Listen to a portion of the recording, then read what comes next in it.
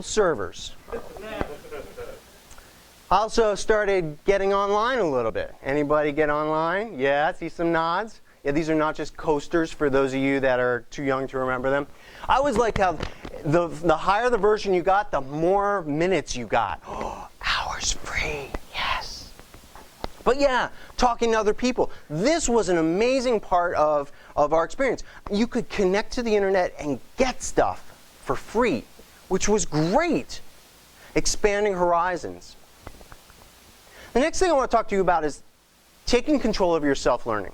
Okay? And I say self-learning because a lot of people, if you're coming from an academic environment, you'll expect that learning comes to you, right? Oh, my boss will sign me up for that. Oh, my curriculum will allow me to learn these things, or will teach me how to program or how to infosec. To some degree, that may be the case.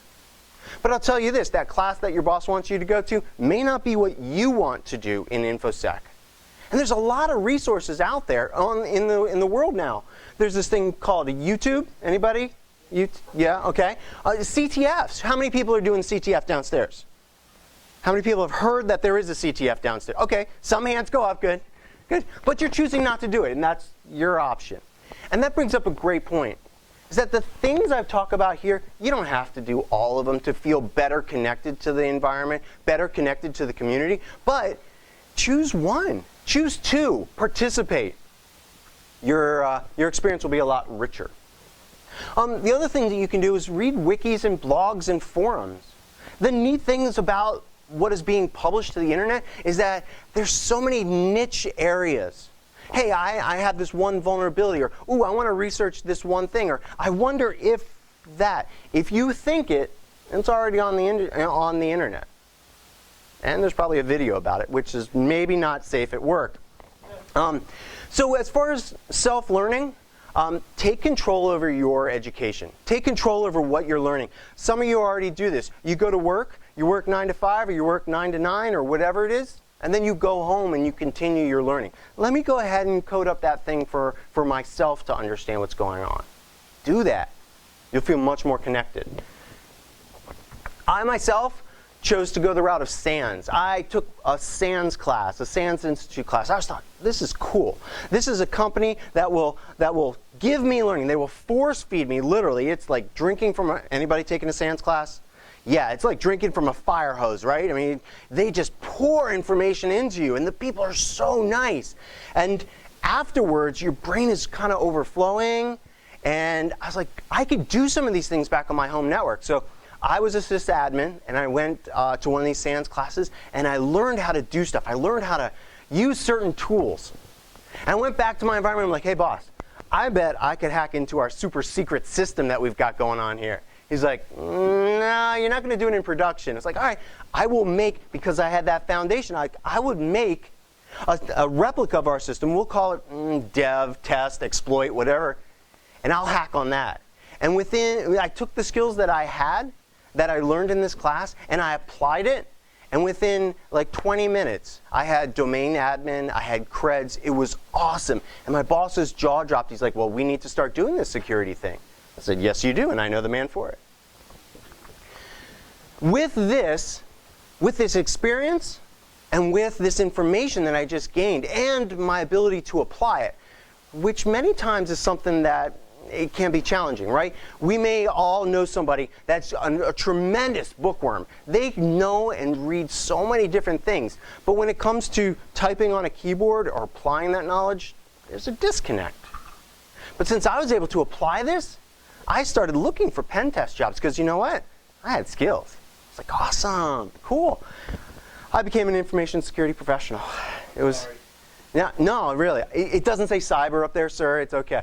But yeah, I became an information security professional. And as an information security professional, I could see, this was the first Google image for information security professional. It's like, I don't know what that is, but it looks cyber-ish, right? Locks floating in midair, keyboard.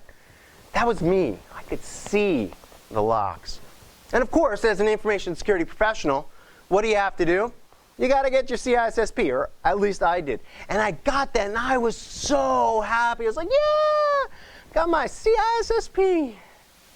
Now, how the heck do I apply this stuff? I wasn't around any 10-foot tall chain link fences to protect any top secret information. I didn't have to Bell LaPadula anything, but I knew of this information. I knew it was out there. So my boss, he said, "Hey Micah, you're getting pretty infosec-y there. I hear there's this black hat thing out in Las Vegas. You ever been to Vegas?" "No." "Like, would you like to go to Black Hat?" I'm like, "Yeah, a free trip to Vegas? Sure." So that's me in 2006 in Caesar's Palace. It was awesome. And I got some learning on and all. I found out I had skills. I found out I had mad skills. Because you know what happens? You go to one of these conferences, there's vendors there. And the vendors give you stuff. I had a skill for getting things for free. It was awesome. It was great. I actually got so much stuff that I had to buy another suitcase. So if you're in the industry, plan ahead. Bring 2 suitcases to all security events. So I'm out there at Black Hat, and I'm learning stuff. Black Hat's more of a corporate conference, I think we'd agree. And my boss said, "Hey, are you up for staying there a little bit longer?" Like, "Yeah, I can stay in Vegas longer. That's cool." So, "Well, there's this thing called DEF CON. Would you want to go to that?" I'm like, "Sure, I'm out here. Why not? It's only like $100 bucks. I could do that." Cool. So I went online, and I'm looking up, I'm like, DEF CON, where is it? What's up? And I saw that there were hackers there. I saw that there were hackers. Now, I'm an information security professional. I got a CISSP. I can't be around hackers. These are people with mohawks. If you remember my picture, I got no hair. How am I going to fit in? I'm not a hacker. I got no ski mask. I got no gloves. What am I supposed to do? So I panicked a little bit. I was like, all right, deep breaths. I can do this. I was a little sad, but I got through it. I went there to that DEF CON, and I was overwhelmed. Anybody been to DEF CON? Yeah, it's an information security circus, right? I mean, it's amazing the talented people that are there. It's amazing the things that they're doing, and how you have to buy a new phone when you leave there. But it's really a cool place. And in 2006, when I was just getting in, it totally overwhelmed me. And it made me question my worth. Like, well, these guys are hacking GSM things and doing all this stuff with long-range Bluetooth snarfing. I don't even know any of that stuff. But it's okay. And that's one of the tips I give people when I mentor them. It's okay to realize that you know a small amount of stuff, and there's other people that know more than you. You will get to a place where people think that you know more than they do. You will get to a place where you know a sufficient amount of information, and you're still looking up at the people that are doing even more elite stuff, that you forget about where you came from. You forget about all those junior people that still don't even know what TCP/IP stands for. So it's okay to feel inadequate. And so I was playing volleyball. I play volleyball in a league, and I was playing volleyball with a young man. And he said to me, "You know, Micah, you're an information security professional now.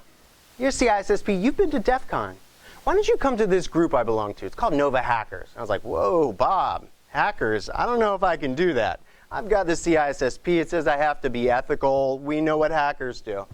But he was relentless, and I thank you for that, Bob. He's right over here in the audience. I'm going to call him out. So Bob was relentless. He was like, "You got to come. You got to just meet these people. They're nice people. They're not all strange." So my community tip number 3, join a group. Now in my area, Nova Hackers was what Bob got me into, and I found it was really neat. We would go to these meetings, and there would be people of a wide variety of skill level in there, and they were presenting on anything from like kernel level rootkits to how to do like really simple stuff. But they were participating, and it was neat to meet them and talk with them and grow my network of people. Because you know what? This is one of the things that people don't realize, is that even though you might not know what I know, you still know stuff that I don't know. And I can learn from you, and you can teach me, and I can teach you. This is what our community is truly about. It's about learning from each other. Yeah, I might have this Uber blog post with a pretty picture in there, but you could do the same thing. And you could teach people as well. So in these meetings, what we do is we sit down. Now, if you don't have a Nova Hackers where you are, this is for Northern Virginia, DC, Maryland area, there's ISSA chapters, there's OWASP chapters, there's a lot of other hacker organizations like in Colorado, the 303s, right? There's a lot of other groups out there that can help you make connections to other people in the industry and in the community. So some of the talks that we've actually done, there's people that are exploiting like kernel level stuff I don't get. There's people that were talking about programming and how to start out programming and all. Even how to programming languages that I don't even think exist.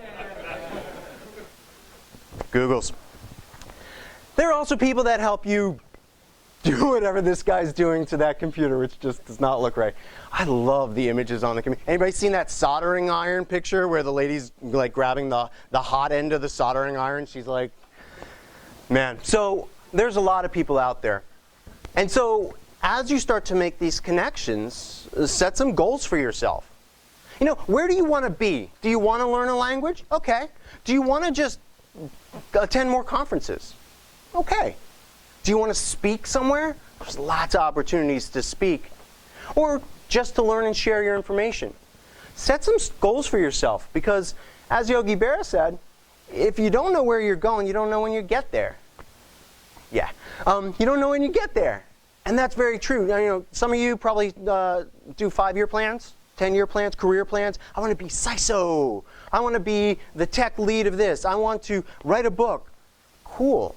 Well, do that also in InfoSec. Do that in your community life as well. I want to participate in a group. I want to do 2 of the things that Micah talks about on this slide, or these slides. One of the other things that you can do to feel that connection to other people, to get that mentorship, is contribute to open source projects. Now, I know it seems simple, right? I bet over half of you have used an open source project at one time in your life. Whether it's Metasploit or some other tool. Yeah. These things are easy. I learned Python, and I started coding very, very poorly, but I started coding in a ReconNG framework. I started writing these modules because it was about scraping information off of websites and then writing a module to do that more efficiently and put it within this framework. It was pretty cool. And it mixed my work life with what my information security community life was becoming. So I had motivation, I had knowledge, and I could do these things and learn new skills, which was good for me. So this was fun. And it was neat. The owner of the project, Tim Tomes, Landmaster 53, great guy down in South Carolina. I remember my first module submission, I'm like, hey, I just get something to you. I think I pushed it to you or pulled this to you. And he's like, yeah, you did that right, Mike. I'm like, all right, cool. Put it in the framework, buddy. I did it. It works. He said, yeah, this kind of sucks. Let's see if we can make this a little better. And I give Tim a lot of credit because what he did is instead of fixing my code, he taught me how to fix the code. He taught me how to make it better. And you'll find over and over and over again, people are willing to help you learn and grow if you try. I find this to be that response from many of the people that I mentor. Hey, I don't program. I don't script. I'm not to that place in my university experience. I haven't been required to. What do I do? Well, okay. If you want to contribute to an open source project, there are many projects out there that if you can Notepad or Notepad++ or Sublime or TextPad or something like that, you can contribute. These things right here, whether it's my offensive interview, sorry that it's so wide, but if my offensive interview project up there, that project is about open sourcing questions that people can use to find out your level of technical ability that a candidate has when they come to interview. So there's some knowledge-based questions, there's some technical questions, and you ask the candidate this. Now, if it's out there, people will just read that, and then they'll figure out the answers, and then those questions won't be good anymore. Yeah, absolutely. But you'll also have somebody that does their homework, does research on their own, and is a qual and wants to learn. So that's okay if somebody goes and does that. But I'm always looking for people to contribute. Send your questions in, contribute. FuzzDB, this is just a list of words, a list of places and directories for websites. This is not hard to add stuff to. Here, Justin Nordine does something with the OSINT framework. If you go to osintframework.com, there's an amazing open source project that what it does is it organizes and categorizes open source intelligence gathering tools. Okay, we call them stalking tools, but in information security, they're open source intelligence gathering tools. But all it is you go out and you find a site that you can look up somebody's phone number on. You go to the project, you download it, you say, I could get somebody's phone number here, and you put the information in, and you've contributed. You've made it so somebody else can do things faster, better, and more efficiently. And that's contributing, that's giving back. Next thing is participate at conferences. Now, when I was an information security professional, I went to DEF CON, I went to Black Hat, and aside from scraping all of the swag from all the different vendors and sticking it in my luggage, I didn't participate at all. I went to the talks. I didn't do anything that was, I went to the talks. I didn't do the lockpicking because lockpicking, isn't that illegal? Isn't that, against the law? It isn't. But back then I was thinking these things, like these are bad things. I didn't CTF because, oh my God, putting my laptop on that hostile network, won't they attack me? Sometimes yes, sometimes no. But you know what? Here, I don't know if Tool's down here. Who's doing lockpicking? It's not Tool, right? It's somebody else. So the Open Association, the Open Organization of Lockpickers, tool.us. Some firewalls will block this. If you're in a corporate environment, they call this a hacking site, and you'll get put on a watch list. But tool.us has a PowerPoint presentation on how to lockpick. If you've ever been to one of the InfoSec conferences and they have that PowerPoint with all the animated locks going in and keys and how to pick, that's where you can get it. You can download it. You can teach yourself how to lockpick with a paper clip and a pair of scissors. No, seriously, I did it one time at work. We were doing wireless assessments, and we were looking for rogue wireless access points. And one time we were walking through a building, we're like, wow, it was up in the ceiling, and there was a box in the ceiling with a lock on it, and there were two antennas coming down from it. I'm like, oh, that's probably one of the corporate ones. That's okay. And we called the corporate people to say, hey, this one's misconfigured. They said, well, we don't have anything in that room. It's like, yeah, you do. It's right there. It's in the common box. He's like, no, we don't have that. Really? Okay. So now I was up there, and I was like, I know how to lockpick. I went to a conference once, and I did this, but I had none of my tools on me. I'm like, thinking about MacGyver. I'm like, get me a paper clip, a pair of scissors, and a penknife for some reason. And I'm sitting up there picking the lock in the ceiling, and my buddy's like, you'll never get. And just then, it opened. And there was a Cisco access point. I'm like, that is absolutely our corporate access point. And the guy's like, no, we don't have it in our database. I'm like, well, it's mine now. So you can win fabulous prizes with this.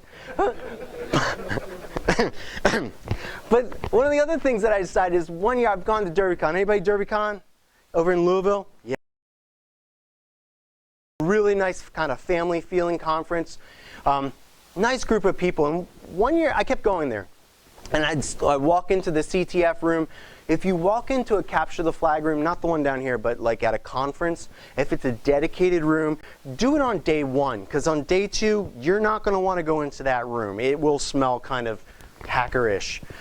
So I walked in the room, I'm like, wow, all these people. And I'm looking at people's screens. I'm like, oh, I could probably do that. I could probably do that.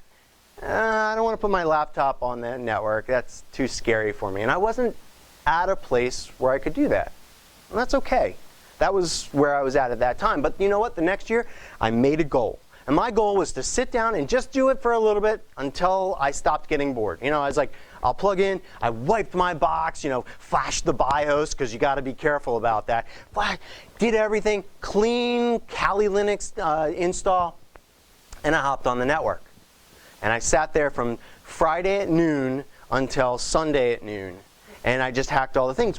My team came in third that year. It was awesome. And I learned so much because I worked with a bunch of other people, and those people became my friends. And those friends knew more about Windows exploitation than I could ever know. But you know what? I knew a little bit more about web. So when they got to a hard website or something like that, they're like, hey, Micah, can you help me out? And like, yeah, but you got to help me with this because I don't. And we worked together towards a common goal, and we learned. So my challenge to you is if you want to go down to the CTF downstairs, try one of them. Try to lockpick, which you don't have to plug in a computer to do. I get that. But try something downstairs that you haven't done in the past to broaden your horizons. You might find that you've got some skills that you didn't know about. So we did the CTF, and that was cool. My tip number 7 is to publish your information. You know, blogging nowadays is super, super simple. WordPress.com, whatever. You can go there and set up a site in minutes, and it's easy. Now, people say to me, well, hey, I don't have anything to say, or well, the other people have probably already said this. Carnal Ownage, Chris Gates, he said one time, you know, when I blog, blogging is not necessarily for you to read what I've done. I don't care if you find that helpful or not. It's for me to take public notes so that when I go and I have this exact same problem in a week, a month, 2 years, I'd be like, damn, I did that once, right? And he goes back to his blog and goes, oh, that's how I exploited it. That's what the response should be. And he can move forward. Yeah, it's great that it helps other people. It's great that it moves the field of InfoSec forward. But it doesn't have to be for other people. It can just be so that you have a voice. I actually started a blog right after my DerbyCon thing. I was like, I got something to talk about. I was a CTF virgin, and I went in there, and my team got 3rd place. And I talked about it. I talked about the feelings of inadequacy when I started out on the network, and I didn't know what the heck to do. And I talked about how not sharing information really hurt us. And it wasn't necessarily technical, but it was things that could help other people. And it was things that made me feel better about my experiences there. Next thing is volunteer. And when I say volunteer, I mean volunteer at places like this.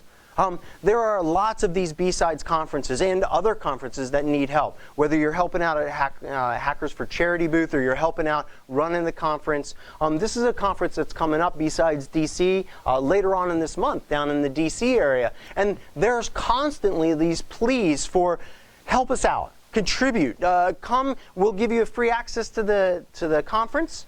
Just we need you to help out register people at the front door, or we need you help with security, or whatever.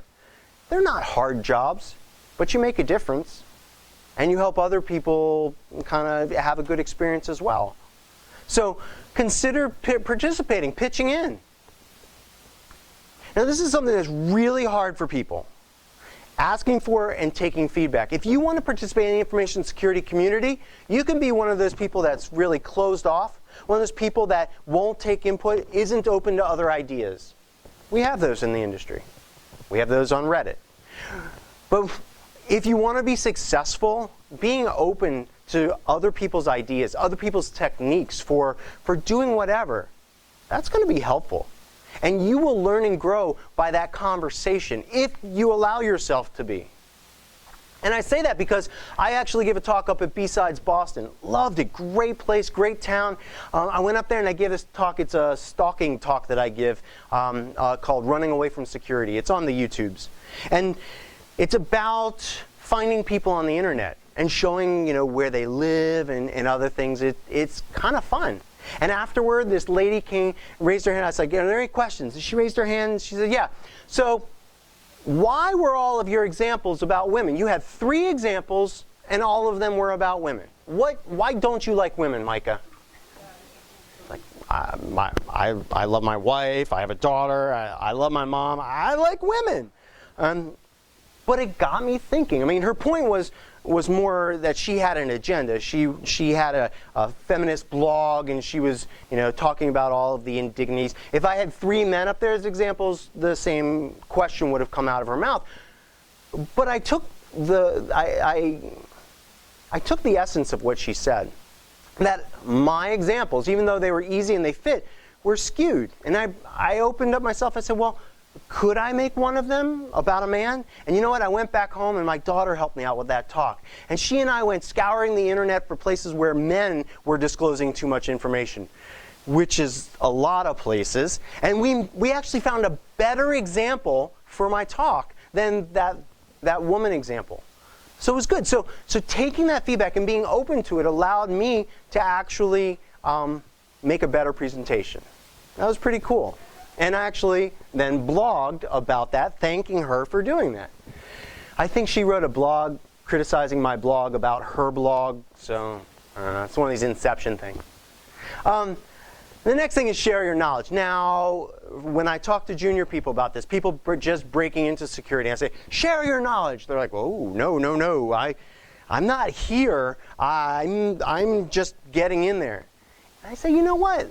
There's things that you know that I don't know because I haven't looked into DNSSEC or I haven't tried to figure out how to use IPv6, but you had to do this in class or you had to do something else with object-oriented programming. I don't know. So you, even though you're junior, you have other skills that you can bring to bear to further the conversation and share your knowledge. Now, for me, I set a goal of becoming a SANS instructor. I teach for SANS now, but it took me years to actually work up to that. But that was a goal. That's how I share information. You might not want to do this. Standing in front of groups like this might terrify you, and that's okay. We have other ways that you can contribute, whether it's at work, in a brown bag, or doing an after-hour talk at a college class, or after a college class or something. You can mentor other people. Help them, bring them along into your journey. Hey, you know, this is what I'm choosing to do. I went to this talk. There were 13 tips, not 14, not 12, 13 tips, and I'm choosing these 3. Which are you going to do? And you kind of learn from each other. This is another one that I find as is one that sounds simple, but it eludes us. Because we don't think about our journey, we think about the destination. You set a goal, you're like, I want to, have my master's degree in 2 years, or I want to get that job. All right, cool. Track your progress. Back in the early 1990s, these things were how we kept track of our calendars. There was no Googles. There was nothing to keep track of it on the computer. So we used these books. And you know what? These are ones that are in my basement. I've stored them away, and I started flipping through them, looking at, hey, this was my first TCP/IP class. That's pretty cool. And it shows you where you've been. And it allows you to see that growth. Because what we don't recognize as people is we don't recognize those small gradual steps that we make towards our goal. We recognize a goal. I got married. I got promoted. I got this. But you don't recognize all the steps that you had to do to get to that event. And by doing that, sometimes when you're feeling down, you're feeling inadequate, you're feeling like an imposter, you can go back and go, you know what? I do know a lot. And here's where I learned that. And here's where I participated. So keep track of it. You don't have to use one of these things. You can use the internet now. That's fine. Here's another thing. Here's one of Micah's tips to track your progress. A lot of you have these badges on, right? Yeah. So my wife is a runner. And 1 year for her birthday, I got her one of these running things. It says, success isn't how far you got, but the distance you traveled from where you started. And I started thinking, I'm like, I have been collecting all of the badges from all of the trainings I've gone to, from all the conferences I've gone to, and they're just hanging in my closet. Well, heck, that's a lot of money and a lot of time and a lot of effort that normally people don't see that I've put in to get where I am. And so what I did was I bought one of these things off of the Running on the Wall or Amazon, wherever, and I hung on my stuff and I put it on my wall at work. And when junior people come in, they're like, well, how do I? I'm like, you see that? You try. You attend. You participate. And it helps further the conversation. Also, I can look at this and go, yeah, you know what? I've done a bunch of things, and that makes me feel good on days when, maybe I'm feeling like things aren't going really well. Here's another thing, and I'll tell you this. Social media is bad, all right? But social media is also helpful. In my opinion, we as people make risk-based decisions at a personal level all the time. Do I post this to Facebook? Do I geolocate myself? Do I apply for this job or that job? Do I attend this talk or not? You make these decisions, and then we move on with our lives, just like we do at work, making risk-based decisions. Joining Twitter is a risk-based decision, but I would tell you that joining Twitter is one of those things that has a much bigger reward than a risk. There are people on Twitter, and you know who you are, that don't tweet a bit. They just lurk, they read other things that other people are tweeting, they might retweet things, and that's okay.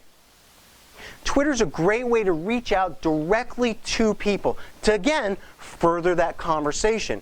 Hey, you know what, B-Sides Delaware, you guys are having a great time there. I'm wondering if you could do this, or just keeping track of what events are happening here, or hashtag InfoSec, or hashtag Pokemon Go. No, don't do that one. But you can reach out to people. If I told you that you could get in contact with anybody that you wanted and spark up a conversation just by finding their handle, would that make you feel powerful? Hey, I'm working on this social engineer toolkit. God, I wish I could get in touch with TrustedSec or Dave Kennedy. He's got Twitter. Hey, Dave, in this thing, and he'll respond. Or Raphael Mudge, or some of these other big names in the industry. They want to help people. So get involved in the conversation, even if it's just listening. You don't have to do anything. Also on Twitter, this is where we find a lot of things before they hit mainstream media. I don't know if you've seen it. Recently, I'm watching like the TV, and I'm looking, and they've got somebody's Twitter feed up there going, hashtag, you know, storm in Miami or whatever. I'm like, you guys are using Twitter as a primary source for, that's crazy. But if you're on Twitter, you've already seen that, maybe 6 hours, 12 hours ago, and that happens very frequently. In InfoSec, Twitter is like a phone book for us, reaching out, having the conversations, and really making a lot of connections. Also for all of the InfoSec conferences you go to, a lot of things are discussed on Twitter, new events, parties, other things. Hey, you left your phone in the lobby type of things. On Twitter. And then here's my last tip, and this is kind of an obvious one, but it's one that many people don't think about. If you're always the smartest person in the room, you're probably not growing and learning as much as possible, right? And many of you probably are the smartest people in your room, at your companies, at your organizations, at your schools, at home. How many at home are the smartest people? I know. Sorry, dear. Yeah, so you're the smartest ones in the room. That's great. But do you ever find yourself wanting a mentor? Wanting somebody that knows more about this than you? That's cool. And that happens to a lot of us. What you can do is you can reach out to Twitter, use your blog, go ahead and talk to the people that you volunteered with. Talk about all these different things that we've done. Participating at conferences, you grow those networks so that when you get here and you get to that mid-level or senior position, or you're the only person in your organization that does InfoSec, you have friends that you can reach out to. That's one of the best things about the Nova Hackers Group. Or if you're in SANS, one of the SANS advisory boards. They're mailing lists. And these are mailing lists that you can say, hey, I don't know what the heck I'm doing here. My boss just asked me to do this. Can anybody help me? And people will help you because you are part of the community. So this is the recap. All of these different things. Now again, for those of you who came late, you don't have to do all of these to be connected to the InfoSec community. But the more of these things you do, you'll find that when you come to these conferences, it won't be about, yeah, I'm going to go lockpick. It'll be about, man, I can't wait to see my buddies. I can't wait to see my friends. I can't wait to meet new friends. I was just out at DerbyCon. It was a great conference. I went to a couple of talks, did a couple of other things. But what I found most was it was more of like a reunion. I went there, I saw my old friends, and then each one of my old friends, they brought a new friend with them. They're like, hey, have you met Bob? Bob, this is his first InfoSec. Oh, hey, Bob. Growing my network and growing his too and reaching out to him. So, that is my talk. Are there any questions for me? Yes, sir. I run a podcast about purpose team. Okay. So, a big part of what we do is I don't really know where a lot of the do you remember going back? Because I know. Yeah. So do you remember going back where you spent most of your time?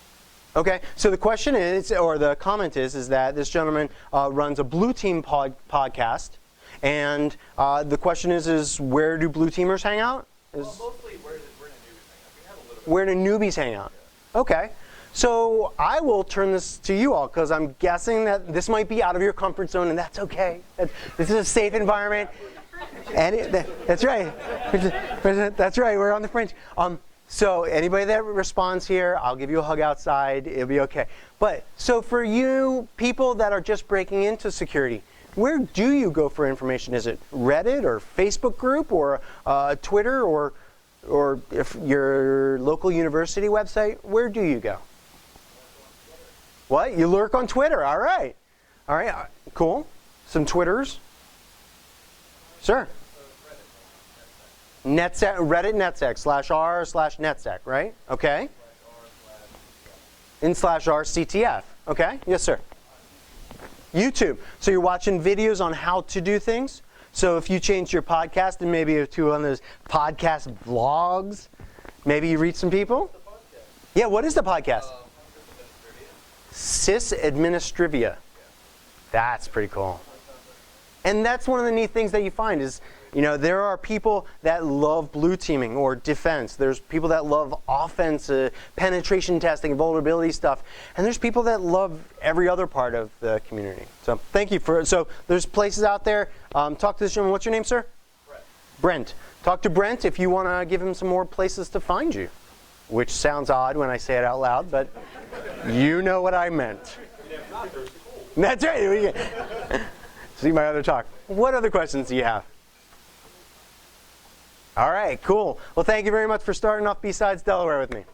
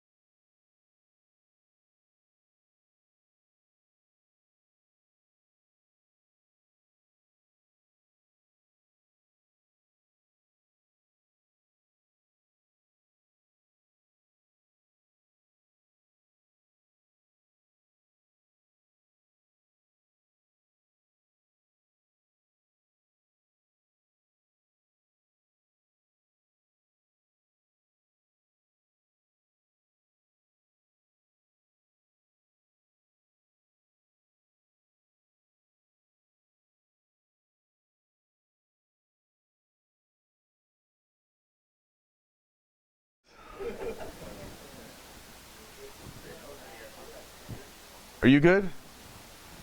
All right, I'll start. Everybody hear me in the back? Hello? Good? Good? All right, cool beans. Oh, no, you fail. So, welcome. This is WCTF Magic as told by a clumsy magician. I'm going to take you on a fantastic adventure.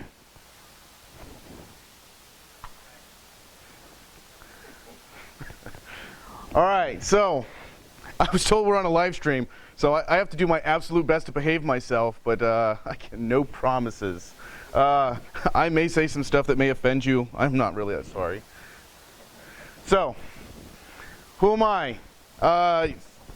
2001, decided to join Navy, did Navy IT for 11 years. The coolest things I did were Mobile Comms Team 1 with SEAL Team 1. I did all their jungle comms when we deployed to the Philippines. I ran the entire network suite and comm suite. I worked at Nyack, Maryland. They made me go to shore duty finally. And then Com 10th Fleet Cybercom, I helped stand up the Navy's Cyber Command. I worked for Admiral Rogers and then Admiral McCullough. And it was Rogers while he was a 3-star before he went and became a cool guy, 4-star over at NSA. So I was a principal security engineer. I was the HBSS SME that sent out all the cool messages that said you had to do what things on HBSS. I worked at Raytheon on a NATO network, the Combined Federated Battle Laboratories Network.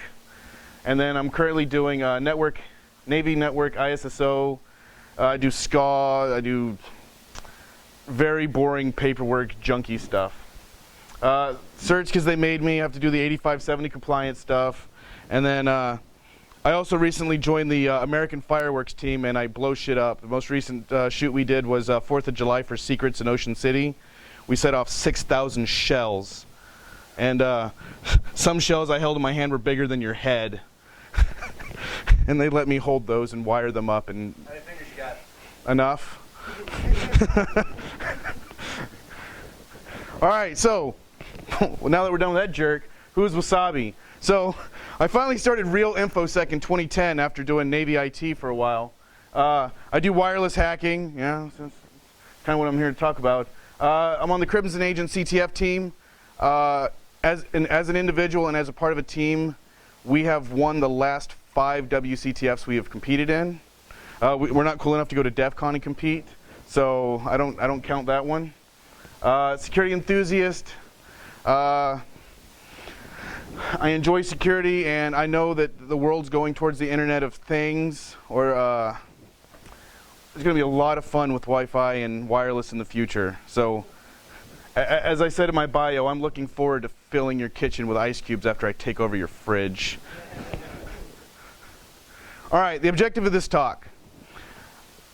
They do a much better job at explaining how to do a WCTF from the other side with the intro to the WCTF. I'm going to give all these things from my point of view from the first time I ever tried to WCTF and failed miserably to putting points on the board and having tons of fun.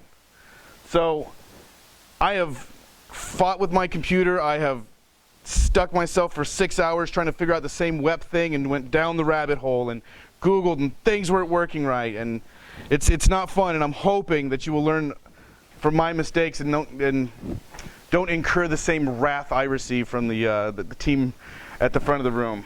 Oh, come on. We love you. We got you in. It's all love. Wraith. So, as a matter of fact, Forgotten's here. The first time I ever went to a security conference and the first time I ever tried to compete in a WCTF was the very first B-Sides DC. And I just happened to go to the hackerspace on the Friday night, and he's like, I got an extra ticket and I want to split a room. I said, I ain't got any plans this weekend, let's go. So literally on the car ride down, I'm installing Kali Linux, thinking I'm gonna, oh yeah, on the ride down, on battery power, I'm installing Kali Linux, thinking I'm gonna take over this, because I ran Reaver once and got a password and thought I was cool, and I followed the Lifehacker article on how to break a web key and did it once, so I'm obviously ready. So, so here's the funny part. So I had just installed Kali over Windows on this Asus that never had Kali on it or any Linux on it before. I sit down, receive the brief. I'm hiding in the corner because I don't know anybody. This is my first con ever. It's all a bunch of scary hacker folks. My wireless stopped working. like all of it. I couldn't get any networking working, like at all. And I'm thinking, well, shit, I've been owned.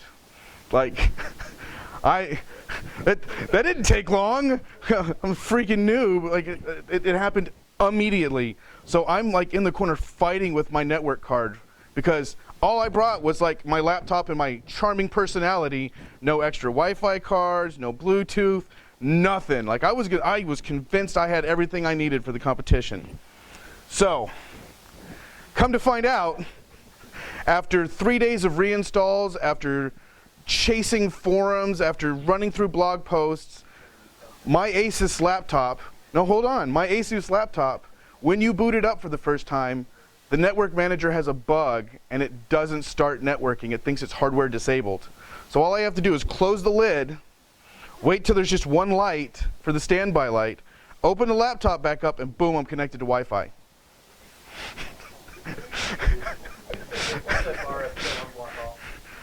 It thinks it's hardware disabled. None of that works. Like, it thinks it's hardware disabled. So I was looking through the BIOS. I'm looking for switches that I didn't even know existed on this laptop. I was convinced I had to find a button that was not on my laptop. So that is what you not do for your very first WCTF. So look, the only way that I'm even here right now is because I failed some more, I failed 3 more times, and then finally through pure brute force, I started learning this stuff. Through a little bit of mentorship and a little guidance from the WCTF team, I actually was able to put in a flag and get like at least a couple of points.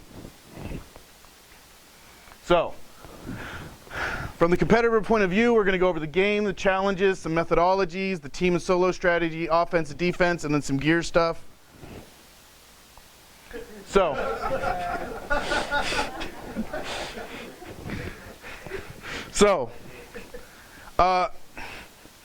it's a wireless CTF, but it's kind of set up standards that other CTFs are. You've got rules, points, prizes, and opponents. And sometimes in this one, you can't even see your opponent because they can be further away because it's wireless. Not everyone's going to get a trophy. You're not first, you're last.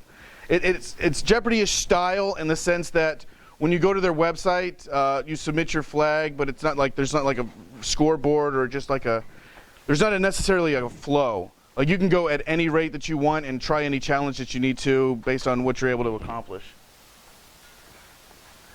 So, if you don't know, then ask. So, unlike my first WCTF, I didn't talk to anybody. I was hiding in the corner. I probably could have got a little help.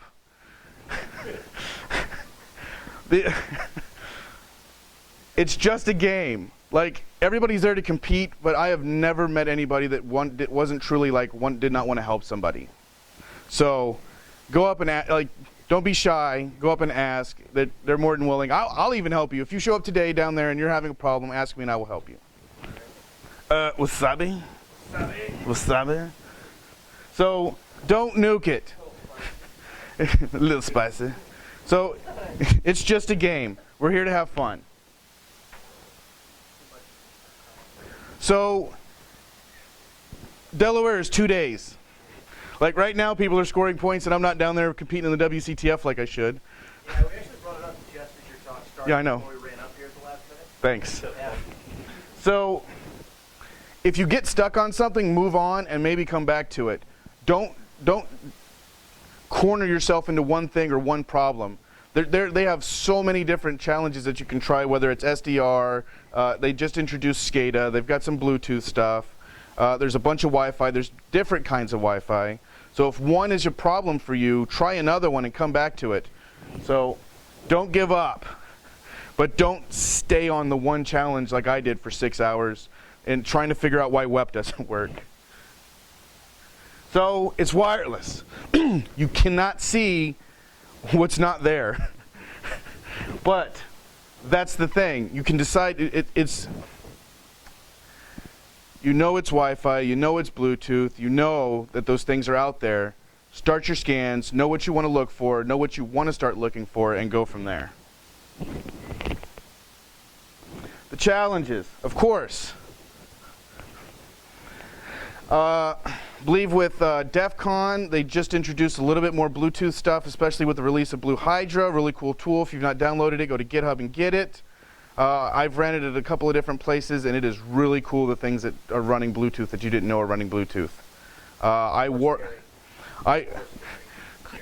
neighbor has a Bluetooth light bulb now. Oh, that's awesome. I walked the entire DerbyCon and saw really, really interesting things. So, there's Wi-Fi, there's SDR. All this stuff is low entry on equipment. You can come in and participate. Think outside the box. They may very well start introducing things like toasters that we have to take over and burn toast to get points. Like, that would be cool. I'm taking credit if you do it.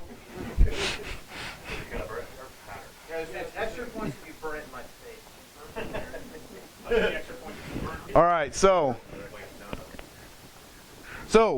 what do I do now? Like, when you show up, like, it's just assumed sometimes that you know exactly what you're supposed to already do. Like with other Red Team events, it's you plug in and you start scanning.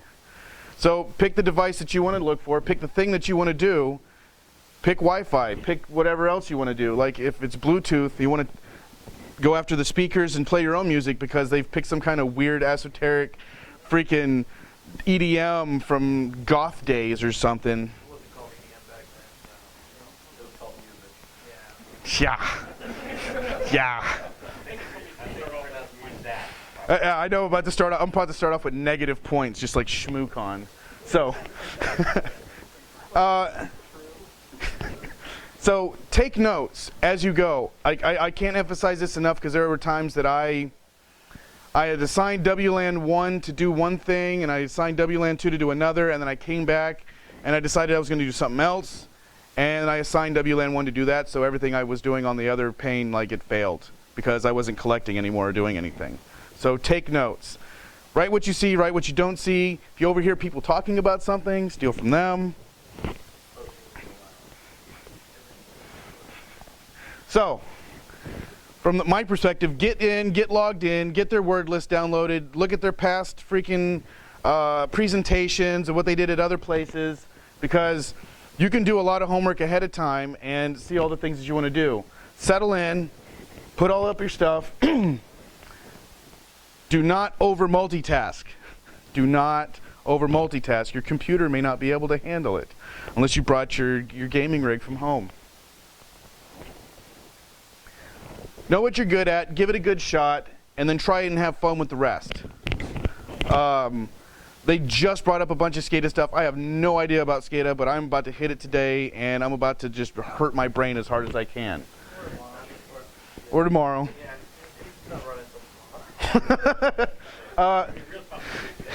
Take it in chunks. If you go to their scoreboard at the bottom, you can see what all the flags are. You can see the different styles of like different things. Like you can see that they're possibly going to have this and that. It's kind of like looking ahead.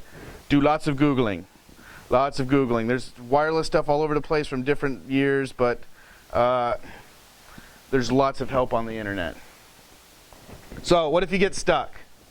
Ask others, ask your team. Walk up and look at what's displayed on the table, but do not go behind the table without permission. Which you won't get. And try another challenge. Just do not. I keep pegging on it because I literally spent almost 2 days at a CTF just trying to figure out why I couldn't break the first WEP challenge. Like I wanted to figure it out. I wanted to figure it out so bad. All right, so. I scored, the Wi-Fi Fox was released and so was the SDR Fox. And I had my SDR gear and I'm walking all over B-Sides Charm. Don't be shy because you're going to have to ask people if they are the Fox or not. Just being dumb, I decided to ask somebody because I walked down the escalators, I looked up and there's just a group of guys just staring at me, guys I knew. And I was like, oh, are you the Fox? And the guy's like, yeah, I am. You walked right by me, and I thought you were going to catch me. So I get up there. I've got SDR gear in my hand, and he hands me the Wi-Fi Fox.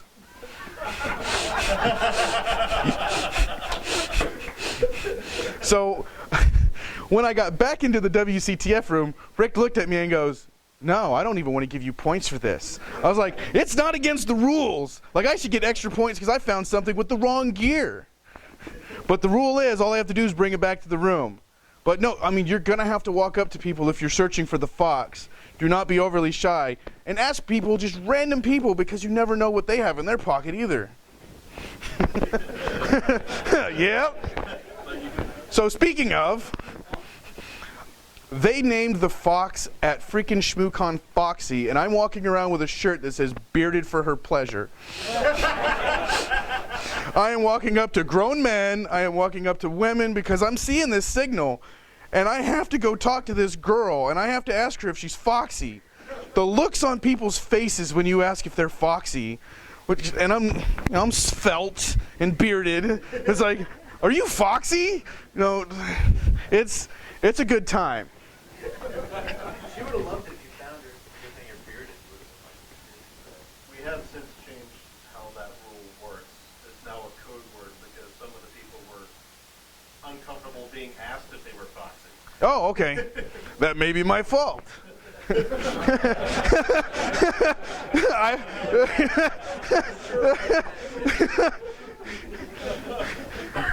So, team and solo strategy.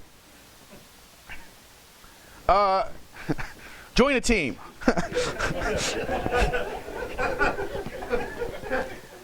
No, I mean, don't go sit in the corner and get stuck like I did. Like, if I'd have had 2 other people that I was there with, they probably could have steered me in another direction, helped me, even let me borrow a laptop, let me borrow a dongle. Like, if we don't join together and come together and work together and share information, none of this cybersecurity stuff will work anyway. So, join a team, have some fun. But if you're not on a team, go there, have fun, ask questions, but it's not a delimitator. All right, look. Share with your team, but if you're not whispering, I swear I will steal your flags. Break stuff up. If you've got a guy that's your strong Wi-Fi guy and you're the strong SDR guy, start knocking it out at the same time so you can start scoring fast and often. All right.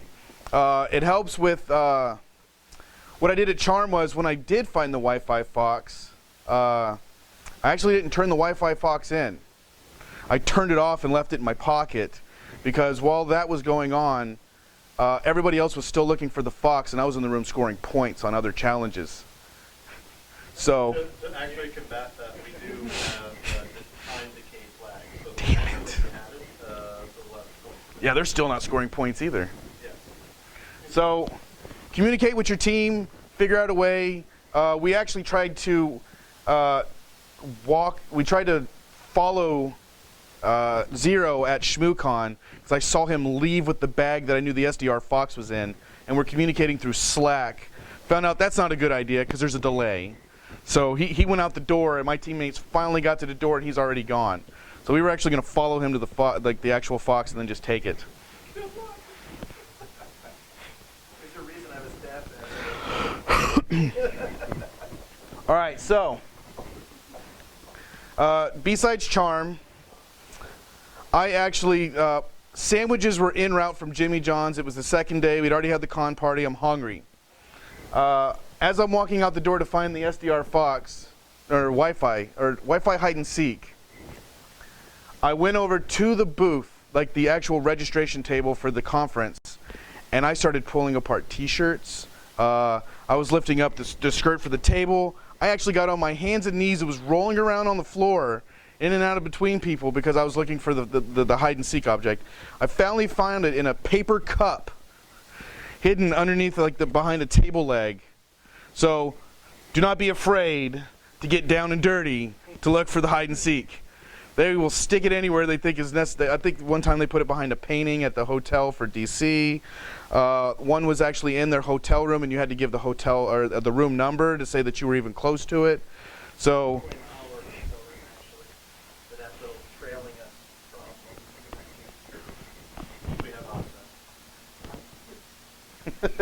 So, offense and defense is in play.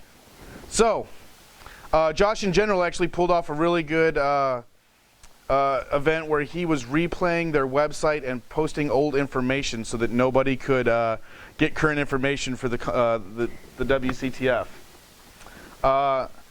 You can bring your Wi-Fi pineapple and you can run Karma and you can be a jerk, but they will shut you down. They know how to use this stuff better than you do.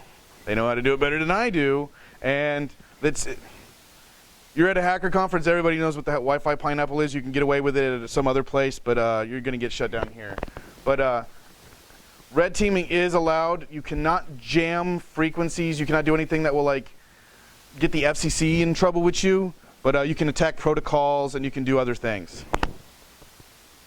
So at Charm, I was searching for the Wi-Fi Fox, and I noticed every time one of the competitors walked by me, I got stronger signal, and as he walked away, the signal went down. He was replaying the Fox as a part of red teaming so that nobody knew what was going on. And that's why when I finally found the Fox, because I had to pay attention, that if I actually got a good signal, I had to make sure he wasn't nowhere around so that I knew it was actually the actual real Fox. So that's why I turned the Fox off and put it in my pocket, because he was still replaying it the whole time. So people were still seeing with that MAC address and that SSID, they were still seeing Foxy. So everybody still thought the Fox was out, but it wasn't. He was actually trolling himself because he actually still kept going out looking for the Fox too. All right, gear. None of my stuff is like commercial grade, hardcore, anything. I've got TP-Link, Sena UD100s. I've got anything that's, you know, like $50 and below. I have a Hack RF just because I wanted one for doing SDR. But I got the Portapack and I did all kinds of stuff. But there's nothing that you don't have to come in with $10,000 worth of gear to get flags. Unless you're Cryptos. As a matter of fact, my current setup is based on what his setup was when he won a competition for the bicycle race thing. Like the way that he had the USB hub and the way I stole off ideas off of other people. So why reinvent the wheel? Know your gear and test your gear. I still fail at this. I still don't test my gear. I'm telling you to test it because you'll be in a position like me, and he'll tell you this morning that the Pentoo load that I installed crashes and does a kernel panic when you put your Wi-Fi into monitor mode. So now I have 2 laptops that are going to kernel panic on me for the game because I didn't test my gear before I showed up. So now I might have to try and download a different Pentoo over hotel Wi-Fi. Oh, it is? All right. Sweet. But seriously, test your gear.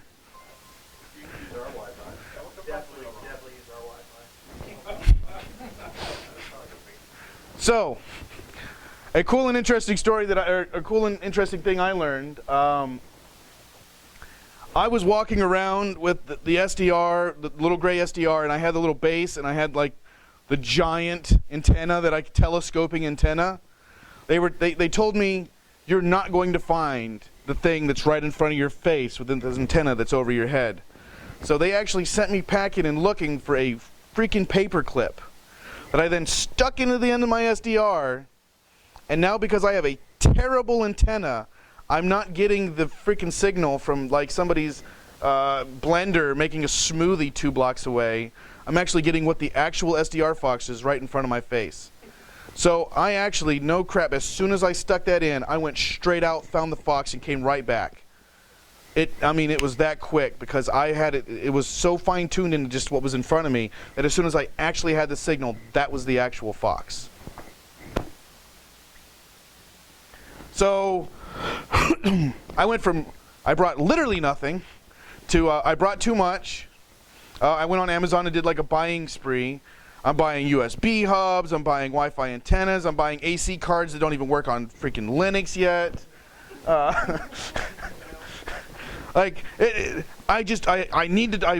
I was so mad at myself for the very first WCTF that I decided that I wasn't going to let that happen to me again. So I decided to go on a purchasing spree, and I got single people money, so so I bought a few Wi-Fi dongles.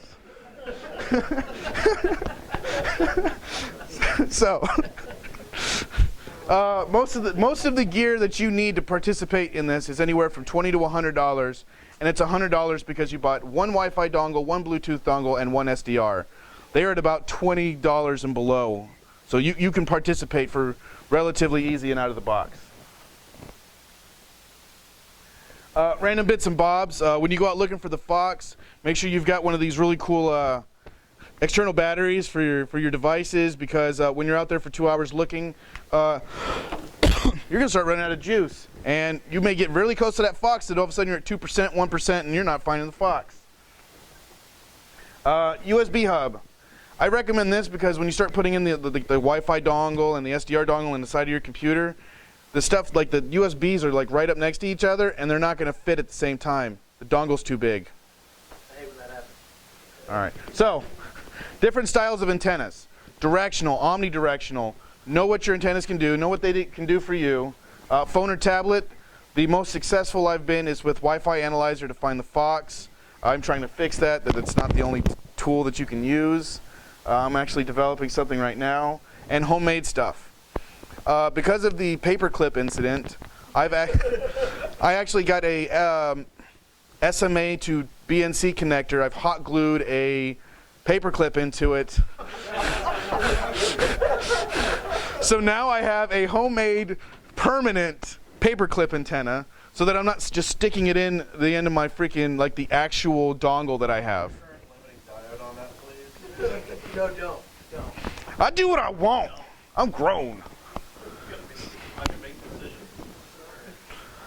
decisions. All right, so after I copied somebody and I had this giant USB with 19 dongles in it because I did my single people money thing, I still couldn't crack anything, and come to find out, I was oversaturating the USB bus.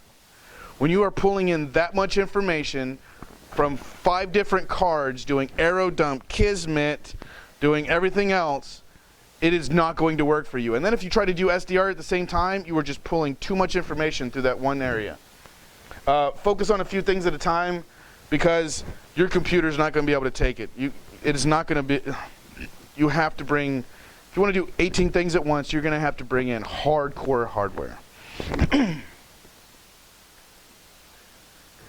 So, this is my most fun story. I got cut loose with Corey's Hack RF that wasn't in a case, with a Portapack and a floppy whip antenna, because I had it on good. They told me that the SDR Fox was actually going to be at the party, so I believed them. So I'm walking around drinking my White Russians and my ciders, and about 10 drinks later, I was finally told, "Have you not been looking at Twitter?" "No, I'm freaking looking for the Fox." So the Fox left and went home. So I was looking for nothing for an hour. But by this time, I was thoroughly beveraged. And I decided, why not have a little fun, since I'm already the weird guy with his stuff. So I would actually walk up to people and go, "Ah, Visa," and then just walk away.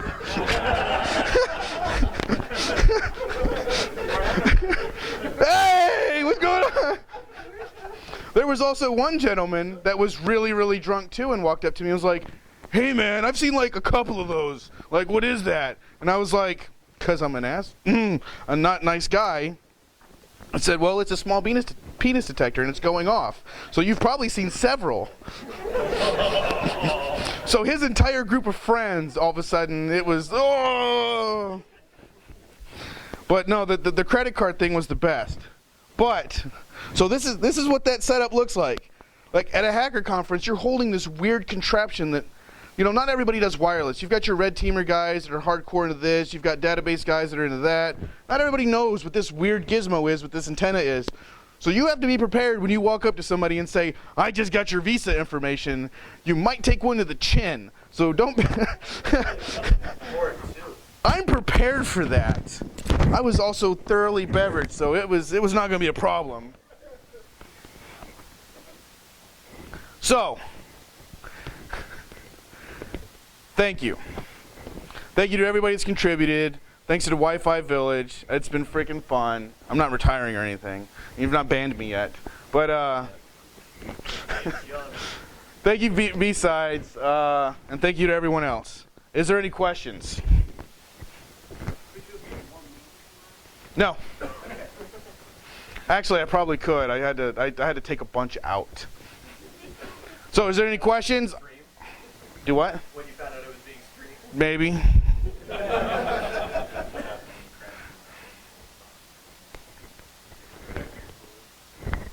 There wasn't really like a whole. Yeah. So I mean, the battery's generally just for like your devices, like your like I've got the community edition Pwn Pad. They're okay. So with an OTG cable, because you're rooted, you can actually hook your SDR up to the Pwn Pad, and there's a 99-cent app on the App Store that is amazing at doing a SDR waterfall. So you just punch in the freak, and you can go straight to it. And if you got it for the phone, you can do the same thing. I do not have RF analyzer. As you mentioned in the beginning, the Wi-Fi capture like InBreeze has a lot of this stuff, tool list, preferred application for Android, things like that. So yeah. I did not. I was not trying to recreate their InBrief because it is great. But I mean, these are just small things that I've learned along the way.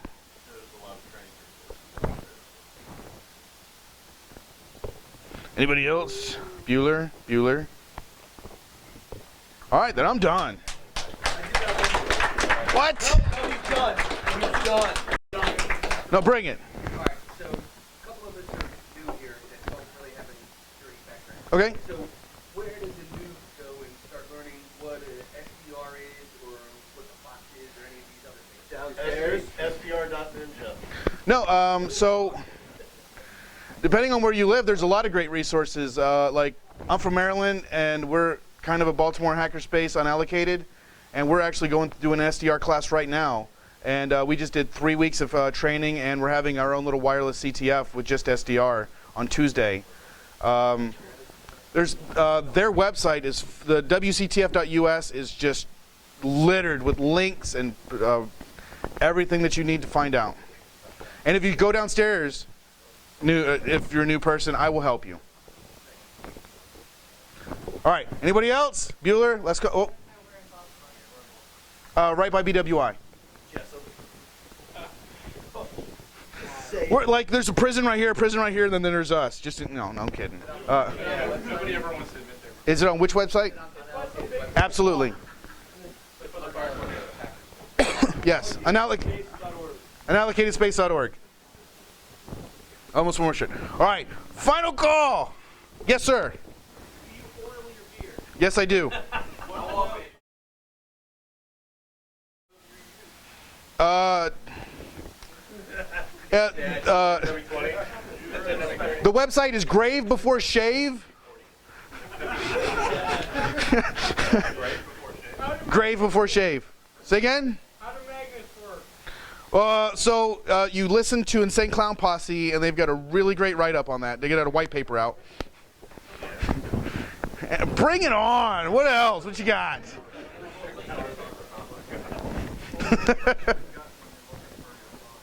How big's my gut? Well, it depends. It depends on whether I ate recently or not.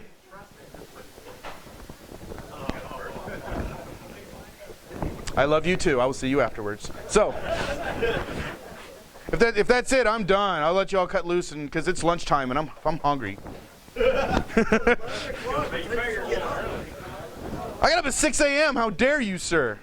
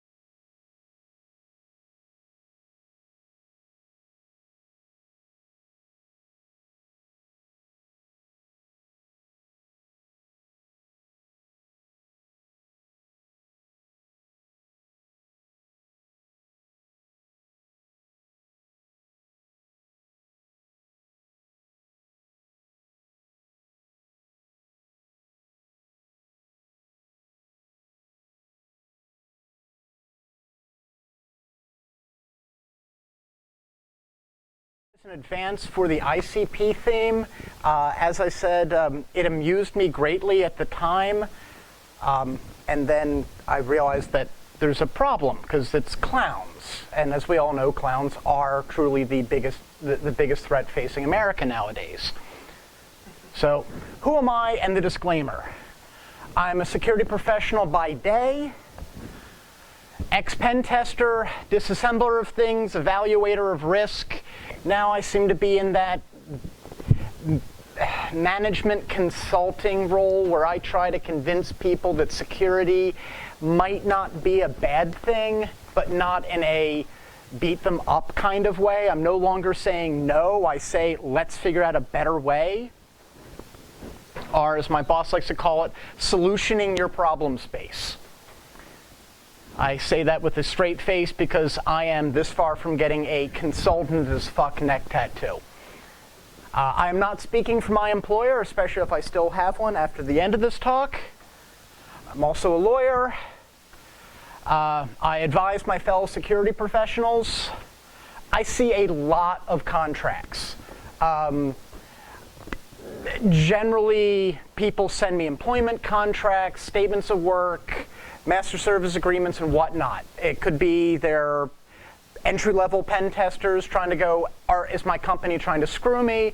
They can be veterans who are, hey, I've been doing this for a while and I want to license some technology to somebody. Are they trying to screw me? And I get to get a really good I get to have a really good visibility into our industry by doing that.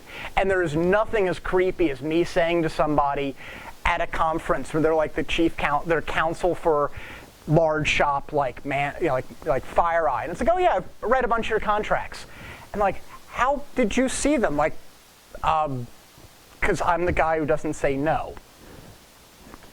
I write a lot of contracts. Even though my day job is doing security, I get the job of writing statements of work a lot because, well, I'm a lawyer. I am not a juggalo.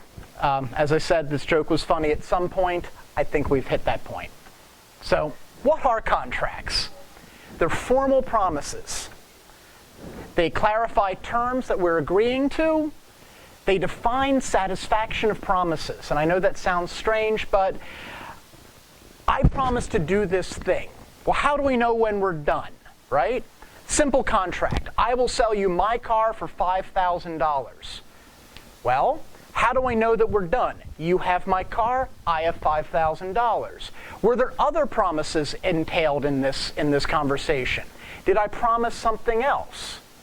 Did that go away during our negotiations? Because if you've ever sold, especially if you sell consulting services, you know how you talk about a lot of things and then you send them that proposal and they go, I really like the proposal except for one thing. It's too expensive. Can we do something different? And the next thing you know, you've cut a bunch of stuff and they still think they're getting what you originally proposed. And that doesn't work. So the point of the contract is to lock it down and formalize it and say, yeah, at one point we talked about that. At one point we talked about a 5-course dinner. You're getting half of a Big Mac because you're paying 1/10 of what we originally talked about. So the purpose of a contract is to lay all that out in such a way that it's formal.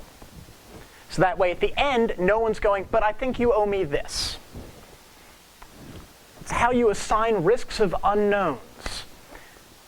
Who here has ever knocked over a system during a pen test?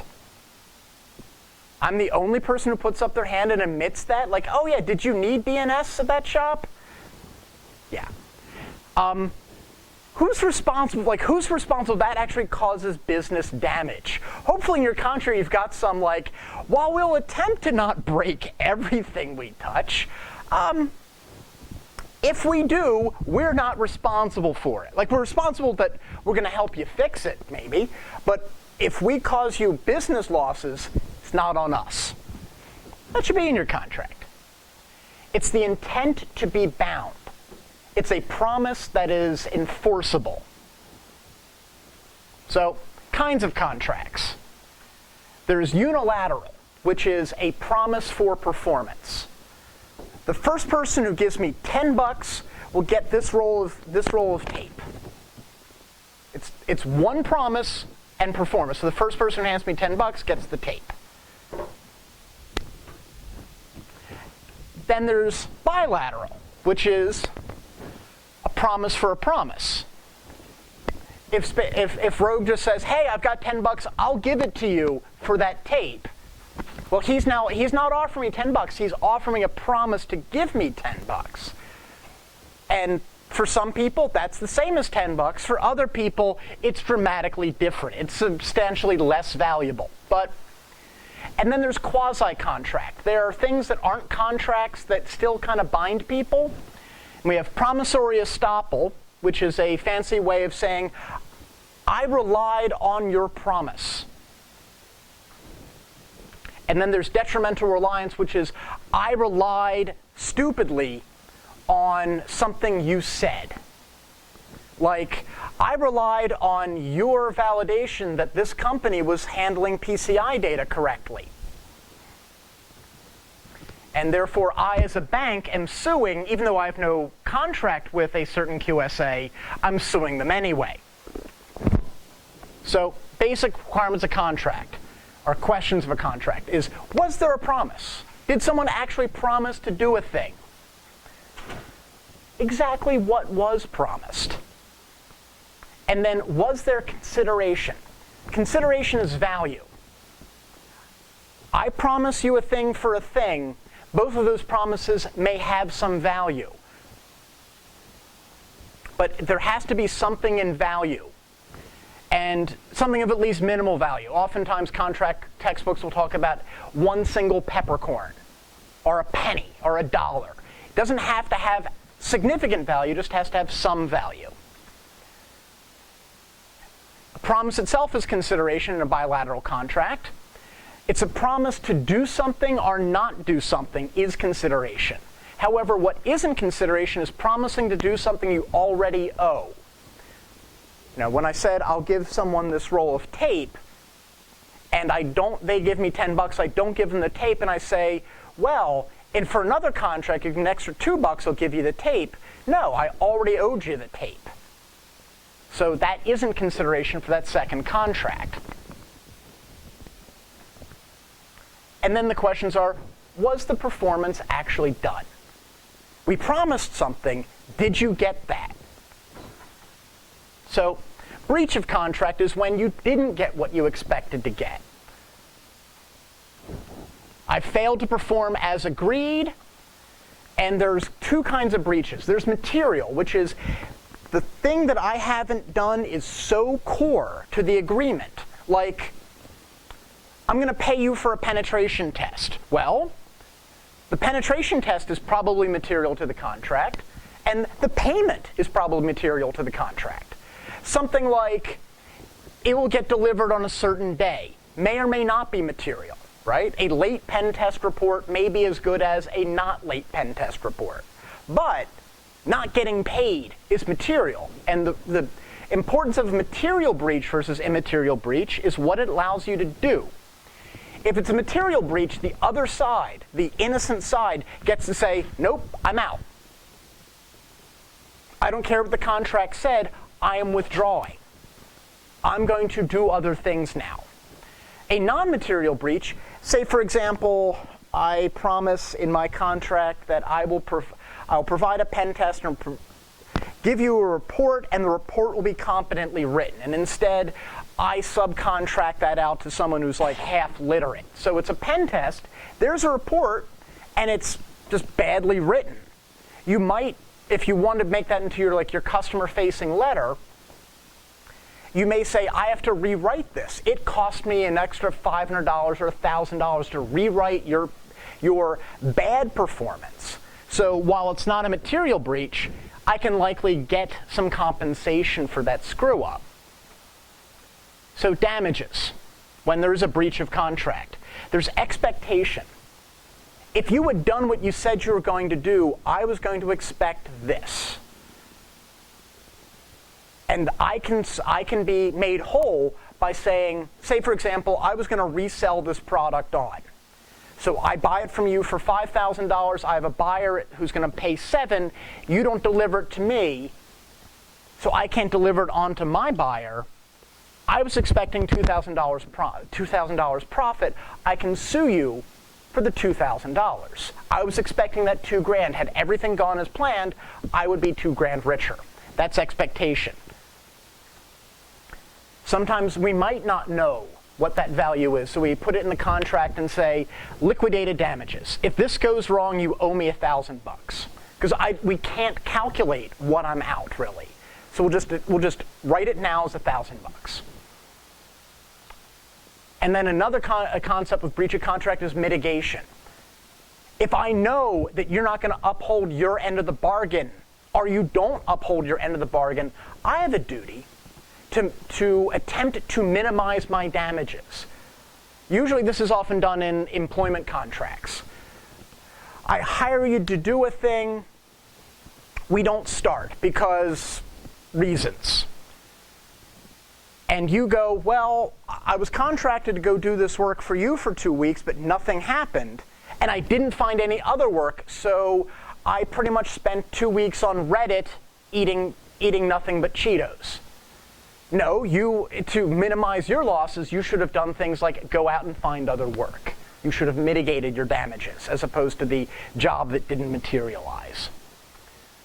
And then there's anticipatory breach, which allows me to say, you have made no attempts to perform under this, and because of your ineffective or non-existent attempts to perform under this, I think you cannot finish. You cannot actually perform. It's like, usually this is often brought up in things like contracting. You said you were going to paint my house and it was going to be done by the end of October. It's halfway through October and you haven't shown up. You haven't even asked me what color paint to use. You can't possibly complete it in time. I'm backing out because I am anticipating that you're going to breach. I'm out. And then there is 2 other concepts called waiver and latches, which is in the performance of the contract, there are certain ways that one side does not fulfill all the needs and the other side doesn't care enough to call it out. We call that waiver, where, say for example, you promise something to be done on a certain date, it shows up 2 days later. If I don't call that out, if I don't say, wait a minute, that was 2 days late, that's a problem. If we keep on doing it where it's always 2 days late, eventually I'm not able to say, oh yeah, 6 weeks ago that was 2 days late, I'm not paying, because we've waived it. I haven't called it out, I haven't said anything. So, before I start talking about actual kinds of contracts, I want to point out that getting clever with contracts is not always a good idea. A lot of people ask me to write really just nasty contracts with ugly penalty clauses and the like, and I try to school them not to, because unfair one-sided contracts don't help anybody for this reason. And I'm going to give an example, like hiding terms under other headers. If you read a contract, it usually has a header for each section. So that way we're going to talk like non-disclosure. You may not disclose anything you learn under this because it's important to us. Thank you. If you hide another clause in that header, like non-disclosure and assignment of intellectual property, because you're going to breeze through and go, oh yeah, non-disclosure. Non-disclosure is non-disclosure, don't care. But if you hide something else, you're being a dick. And it means that if you're willing to do that in the contract, the first thing you see when we're actually talking about going from a sales pitch, and remember, sales pitches, everything is wonderful, right? Everyone is on their best behavior. It's like dating. But you want to have one hint about what is this person like when things are more settled. Are they going to be a horrible, horrible person? And the contract is the first time you can see what are these people actually going to be like when things get a little itsy. Overbroad assigning of unrelated rights. I've seen this in a bunch of contracts, like all intellectual property you've ever developed is ours. Like, no, I probably walked in with a couple of inventions. That was made on my time or a previous employer's time. Not yours, cannot has. But you look for that. You're like, wait a minute, if you want that, you're going to be a pain in the ass to work with. And the takeaway I have is, this is the first time you get to see how the working relationship's going to work. If they're going to be a pain in the ass now, 4 weeks into this, they're going to be horrible. And sometimes you take a look at their contract and you go, this tells me bad things about you. You're going to be a pain in the ass. You're going to try to screw me. And I'm thinking of a few friends who are dealing with this, where someone sold them someone brought them in to do some work, and everything was cool. They did the work, and then it was like, yes, we'd like to be paid. We'd like to be paid our expenses for this. And the person who brought them in's like, yeah, about that. Things. And some people require the threat of a lawsuit to pay up. Some people won't pay even after the suit's been settled. You know, the Donald Trump argument. Like, yeah, screw, you know, I may provide, you may provide the services. I'm not paying you until you make me. And the problem is that if you know going in, when you see the contract as being very one-sided, it means they're planning on screwing you. And it makes sense to say, maybe I should hold off. Maybe I should renegotiate the contract. Or if you are, you know, thankfully in our industry where there might be another contract just waiting to happen, you go, nope, not doing business with you. Maybe you should try to find someone more desperate. So getting clever with contracts, continue. These are ways of being clever with contracts that are actually helpful. And I call this acceptable cleverness, the Brown M&M clause. Those of you who are under the age of 35, there was once a band called Van Halen. And what makes them important is that they were one of the first big arena rock shows. Prior to them, even big shows might be, all their equipment might fit in 2 or 3 18-wheel trucks. Van Halen's show was like 15 18-wheel trucks. And they required certain engineering capabilities for the building, as in it has to hold this much weight. We need this much power. We need this much crew. And concert promoters, sleazy creatures that they are, would just sign whatever contract. And there's a case where Van Halen's stage show actually damaged the property because it wasn't built to hold the weight. So David Lee Roth, the lead singer, comes up with the idea of, in this contract, and the contract writer is like 85 pages, because it's also all the specs. Like, here's where the power has to be. Here's how the lights have to get set up. Here's this, this, this, and this. And they put a clause in that said, there will be a bowl of M&Ms in the dressing room. There will be no brown M&Ms in that bowl. And many people, when first seeing this, go, oh God, it's just like rock star pretentiousness. Instead, it's a very, very quick way of determining whether or not you actually read the requirements and are producing something that I can work with, right? David Lee Roth can't run, he can't have his own crew go and check power. He can't check the engineering, the engineering specs on the building. But it's really easy to go, no brown M&Ms? They read the contract. I'm a fan of the tech version of that, the RFC 1149 requirements for any network gear. Some of you laugh, some of you should look it up. It's IP over avian carrier. And there is nothing like putting that in a requirement to see what happens. Because you get a sales guy who's like, oh, of course it's RFC 1149 compliant. And there's a sales engineer going,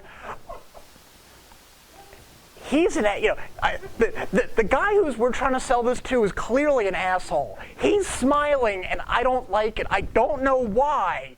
And you watch the sales engineer go like, I'll get back to you on that. I actually did that for a robot tape library. And it's like, is it RFC 1149? And the sales guy was like, of course it is. And the partner's like, shut up, no, we just get back, because he's asking us. We had some other requirements we wanted as well. They would, like, oh, of course it's FireWire compatible. It's SCSI, it's not FireWire. So Make sure everybody's actually read if you have specific weird requirements, like you have a union requirement for prevailing wage, or you've got nationality requirement. You can't have any non-Americans on the contract or something like that. You want to make sure that they've read that weirdo requirement now, instead of going 3 weeks in, we're like, oh, did you mean that? Yeah, you did. So quickly do something that should make them laugh. I actually did the opposite. They gave me an employment contract, and I read it, and it was a software company that was talking about not producing cement in Washington, D.C. area. So I go into the HR guy that was down, and I said, have you read this contract? He said, yeah. I said, no, have you really read it? He said, yeah, I've read it. I said, well, tell me what we're doing in making cement in Washington, D.C. And he looked at me like, I know what you're talking about. It's big six. He said, I'm not allowed to make cement in Washington State. And he said it must have been left over from the boilerplate from the attorney. So you didn't read the contract then, did you? And the guy at that point, I could do anything with that contract I wanted to. He admitted that he didn't read it, he didn't know what to do. That's common. It's very common to see recycled contract languages, especially in this industry. I've read, my favorite is one that I got from someone in the community who's like, I'm trying to sell services to a mid-sized company in the space. And I read the contract, I'm like, are these guys hooked up with Yahoo? Because sometimes the contract specifies the name of the company, other times it specifies Yahoo. I'm like, are they a Yahoo subsidiary? And we were like, I don't know. Why, Yahoo has a subsidiary in Allentown? I don't know. And then we finally asked the opposing counsel, and he's like, oh yeah, we just took the boilerplate from Yahoo's terms of service. I'm like, have you heard of find and replace? I would just recommend that. I found like he billed his clients something like $28,000 to write that contract. I'm like, I'm in the wrong business. So, other things you do with contracts is hedging risk. Indemnification. In the case of, say for example, you're operating as like a QSA, or you're operating as an auditor, and you audit a system, you audit a company, you audit an application. They may ask you to say, if you certify it as good, or you identify the flaws and we fix all those flaws, and it still gets breached and it causes us damage, we want you to cover our costs. That's indemnification. This can be dangerous, especially if you're a small shop. Hold harmless is a slightly less painful version of this, which just says, you won't sue me for this. Oftentimes I try to put this in pen test contracts that I write, where it's, you will hold us harmless for our activities in scope. If we knock over a system that you told us to test, and instead of us getting shell, we just dropped it, you can't sue us for it. We'll do every attempt to, usually you want to have language that says something like, we will do everything we can to not break it, but if we do, you can't go after us for it. Liquidated damages. I don't know what my losses may be, but let's set them now. If this happens, you pay me X, instead of us having to have later discussions about it. A limitation on damages. Even if I break everything, let's limit it at $500 or $10,000 or whatever the two sides are willing to agree to. But it's a hedging of the risk. I don't know what the damages may be. Let's set them. We can just fix them with liquidated damages. We can cap them with a limitation clause. And this snags so many shops. Somewhere in that contract, you agree to follow NIST 853 or 171, or you attest to being ISO 27002 or HIPAA or some other requirement. And it's always hidden there. The amount of ones I've read that have crazy requirements, like you are both FedRAMP and PCI, requirements for a shop that writes software that doesn't touch payment card are federally mandated data, but they'll put that requirement in there. It's a way of me, if I'm writing a contract, hedging that you may lose my data. You'll fit at least these requirements.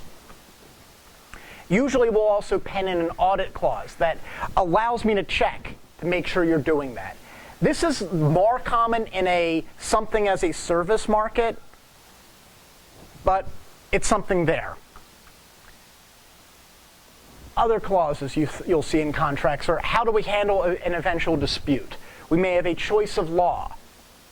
Any dispute under this happens under the laws of Delaware or some other state. You just pick one that you think you know how it's going to go out. That way there's no surprises.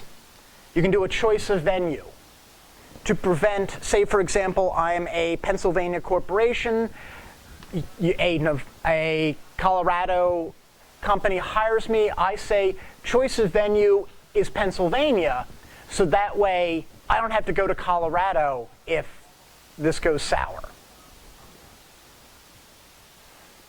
Arbitration and mediation clauses. Oftentimes you'll see these in there to essentially require some step before actual court litigation.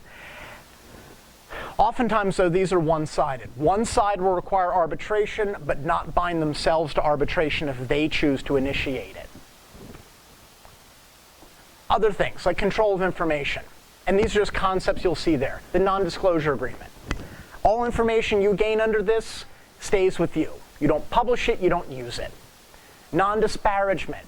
No matter what happens during this engagement, you will not talk shit about us ever. Restrictions on internal use.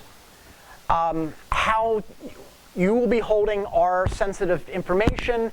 It only stays within your practice area. It only stays within named employees. I've seen this a lot when you're talking like large consulting companies where, say like Deloitte, you may say, well, I only want the following practice group to be able to see any of the information that we're giving you. We don't want this to go to everyone at Deloitte. Restrictions on reuse and marketing.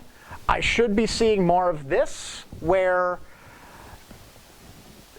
you grant rights about your marketing persona. Say, for example, and I've seen this in the field where like a network manufacturer says, we've just sold you $1 million of equipment to solve a problem. We would like to be able to use your name and your logo for our next pitch or for our marketing materials. The problem is that how many people have ever done really good open source intelligent using marketing white papers? I know I have. There's nothing like showing someone the network map of their SCADA environment by showing a vendor presentation on it. And they're like, that's only secret information. Like, no, Google gave me that because the vendor is divulged. Here's a picture of your network map in a vendor presentation. So it's a way of controlling the information you're giving. Assignment of intellectual property. If you develop any intellectual property under this contract, whose is it?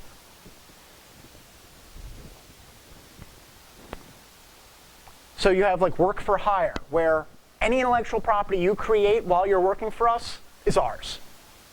We paid you, it's ours. So how to interpret contracts? There's ambiguity. I don't know what that term means. And do you look for defined terms in that? Are the related contracts? If you have multiple contracts, if you've defined the term, you can use the customary definition in the trade or business. I have seen some shops that will try to bend this, as in a certain large information security vendor that believes that a Qualys scan plus manual verification is a penetration test. That is in their language. If you actually want someone to get shell on your system or to pivot, that is the advanced penetration test.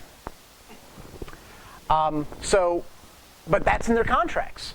And they're like 60-page contracts, so the only people reading them are lawyers who might not immediately sneer at that. So if we don't have defined terms in the contract, if we're not clear on the customary definition, the court will often just say whatever is commercially reasonable interpretation of what that term is. So that's sort of a background on contracts. Half-hour contracts for a course, it's usually a whole year in law school. So contracts that affect us. Employment. We all like being employed. Usually employment contracts will have a non-disclosure clause, a non-disclosure agreement. I will not reveal what I have learned here, usually limited to things like sensitive business information, the plans, proposed technology, trade secrets, and other sensitive information you have obtained during your employment. A non-compete. After working from here, you will not attempt to hire people for a certain amount of time. You will not go to the people you supported if you were in a consulting field and go try to get them. You will not work for one of our competitors for a certain amount of time. And the relative enforceability of this depends what state you're in. For example, California has it restricts non-competes in ways that we don't on the East Coast. Non-competes have teeth on the East Coast. They don't have as much teeth in California. So that's why you go for the choice of law, choice of venue question in the original contract to go, should I worry about this non-compete? Work for hire and invention assignments. I've seen some ugly ones of these, where an invention you come up with 6 months after you've left is ours. Unless you can show that you never thought about it, and like, how do you show that?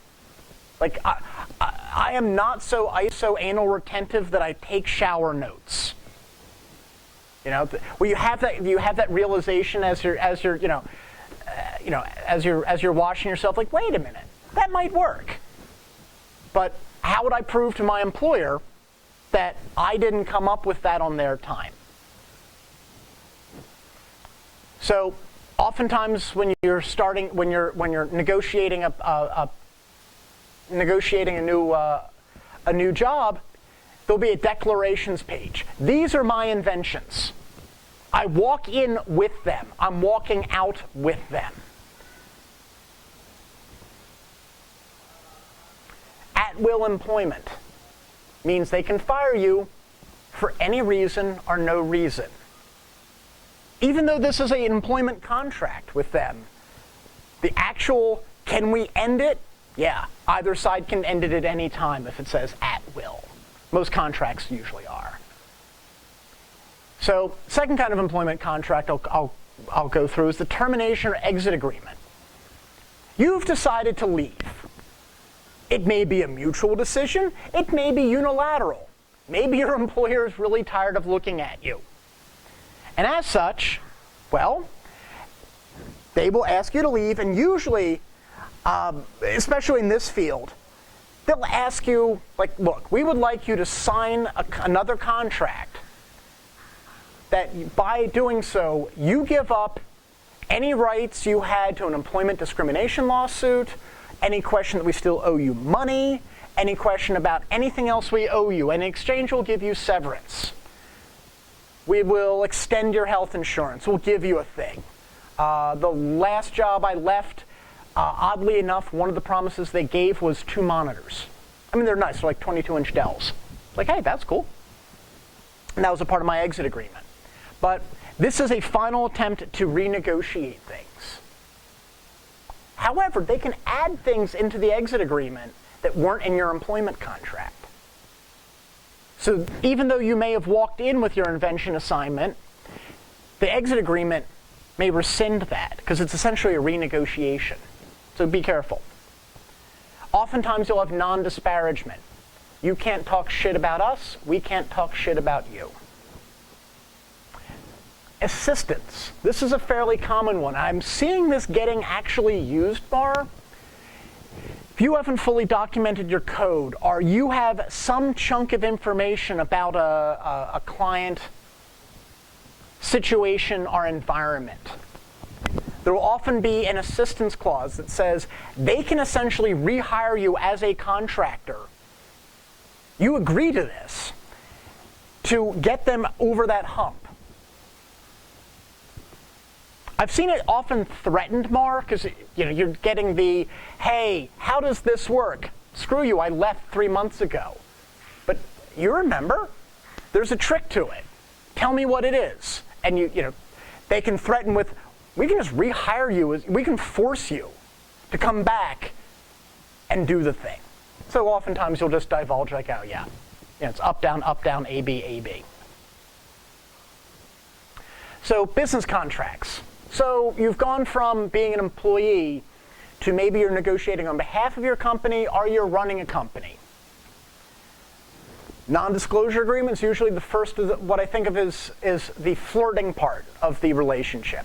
All you're doing is saying, I'm going to divulge some information.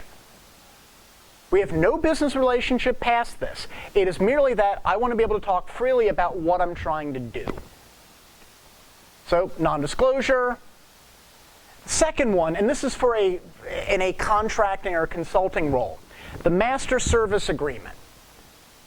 This establishes all the rules by which we're going to do business. Right? It doesn't say what we're going to do, but this is things like, how are you going to get paid? If we do something, are you going to get paid on invoice? Is it going to be net 30? Net 90? Based on a retainer? How? So all the rules about every subsequent contract goes through the MSA. So it's essentially, how are we going to do business? It's the first, if you want to think of this as like a networky thing, it's the handshake. This establishes all the rules by which future business will happen. But it doesn't describe what we're doing. It just says, if we do a thing, this is the master. So, in terms of payment, assigning risks, the actual performance is in another contract. The statement of work. Those of you who are consultants, if you have not learned this yet, this is the first thing you read when you're told, oh yeah, you've got a thing to do. I don't talk to the sales rep who sold it. I don't talk to any of the engineers who are currently working on it. I read the statement of work because I want to know, what did we actually promise to do? And by read it, I mean print it out and circle things that you're like, what does this mean? I used to, one shop I worked for, the person writing the contracts and selling them would put in phrases that had no meaning. One of our deliverables was always a possibilities matrix. What's a possibilities matrix? I didn't know either. So every one of my deliverables had section whatever, possibilities matrix. And it was like a 4x4 matrix about possibilities. And I realized it was like a way of saying, we're going to sell you all these things. And you're like, but this is actually of no value. But we promised you a bunch of things. But that's the statement of work is all the things you're actually promising on doing. And all the things they're promising to do for you, as in payment or anything else you might be getting from them. The SLA, the service level agreement. How quickly will you respond? What is your uptime? So this is less about contracting and more like if you're bringing on something as a service. This is essentially these two, though, are essentially if you have a conflict with the person you've contracted with, this is the first thing you read, and you reread it to figure out who's out of line. So, those of you who work in healthcare, this is a scary, scary thing. The business associate agreement. It is not merely a contract. This is now, actually, by signing a business associate agreement, you are certifying that you comply with HIPAA. And And the amount of times I see BAAs get signed by consulting companies who are doing work that should not be business associates under HIPAA, but they sign it anyway because you want the sale. All of a sudden now, you are promising that your own internal processes are best practice. Who here thinks their own internal processes are best practice? Right? It's not. Yeah, like I remember this, like clear desk, clear screen as a requirement, and I'm like, well, there is a desk and a screen under these piles of paper and equipment. Because I remember doing this, like I wouldn't pass this shit, you know. And I'm telling a company, oh yeah, you should do that. Do you do it? No. All the official business locations of our company in Seattle may do this. I don't know. I'm not there right now. My own office? No. So this is kind of a scare because it essentially says I'm agreeing to follow HIPAA and high-tech security and privacy rules. And you're like, yeah, but I'm a consulting firm. I'm a freewheeling, white hat hacker. Rules schmools. I'm Leet. All your stuff is going to be on a thumb drive on my desk. At least I think it's on the desk. It may have fallen off. So you're now ascribing to all those things that you expect someone else to do. And you're like, uh-oh. Yeah. I've seen this especially for doing work with really, really large healthcare organizations like hospital chains or health insurers, is that not only do you say that you're going to follow HIPAA, they're going to also publish their own more rigorous security rules. And you're filling out the vendor assessments that you often send out. You're like, wait a minute, I have to follow this? I have to do these things? Like a peasant? No. So those contracts are dangerous. You have to encrypt your email. Yep. The best one was like, you have to use those, and I hate those, it sends you the link that you come back to, and then you're like, why doesn't this work on my browser? Because reasons. And you're like, do you have one you recommend? I'm like, yes, none of them. So these are dangerous. Be careful. I find, even though I've done this where I try to explain to a client, like an information security client, like I'm not signing this because I'm not touching any of your healthcare data. Even for like things like a HIPAA assessment, I'm like, I'm not actually looking at your PHI. If I see PHI, I'm not going to look at it because I don't want to know what you're doing. I will just call it out and say, I could see PHI. But I'm not handling PHI. I'm not a subcontractor in that space. I'm not that kind of girl. Audit clauses. These are threats.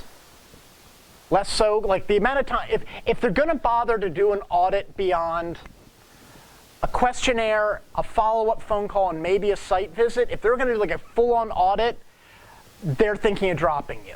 Because there's got to be a competitor to you somewhere that isn't screwing it up. So you want to be a pen tester. You've got an MSA you sign the agreement, which is how am I going to get paid, when am I going to get paid, what else do I agree to? Things that are dangerous, indemnification. I've seen this stuck into a bunch of master services agreements where the client expects you to indemnify them for any damages you may cause or you fail to find and it's caused. As in, you do a pen test, give them a clean bill of health, 4 months later they get owned. They want you to step in and cover their costs. You can, if you've got $20 million in the bank to indemnify as an indemnification fund, go for it. Otherwise, you're going to an insurance company who may now require that they view your stuff to make sure that you are a worthy risk for them. So be careful about those. Hold harmless. You won't sue me if this happens. I often try to get those into master services agreements for in-scope stuff. Statement of work. You include the scope of action in the statement of work. The following systems, applications, locations, however you're defining the work. You want it to be very, very specific. If you're doing a scan and pen test, the following IP addresses are in scope. You want to make it very clear, this is what I'm hitting. If that doesn't happen, or it gets changed, right? Oh yeah, we put in these new systems and we tore these out because we wrote the statement of work 4 months ago and we couldn't get it approved. We've changed our infrastructure between then and now, and we didn't want to change it.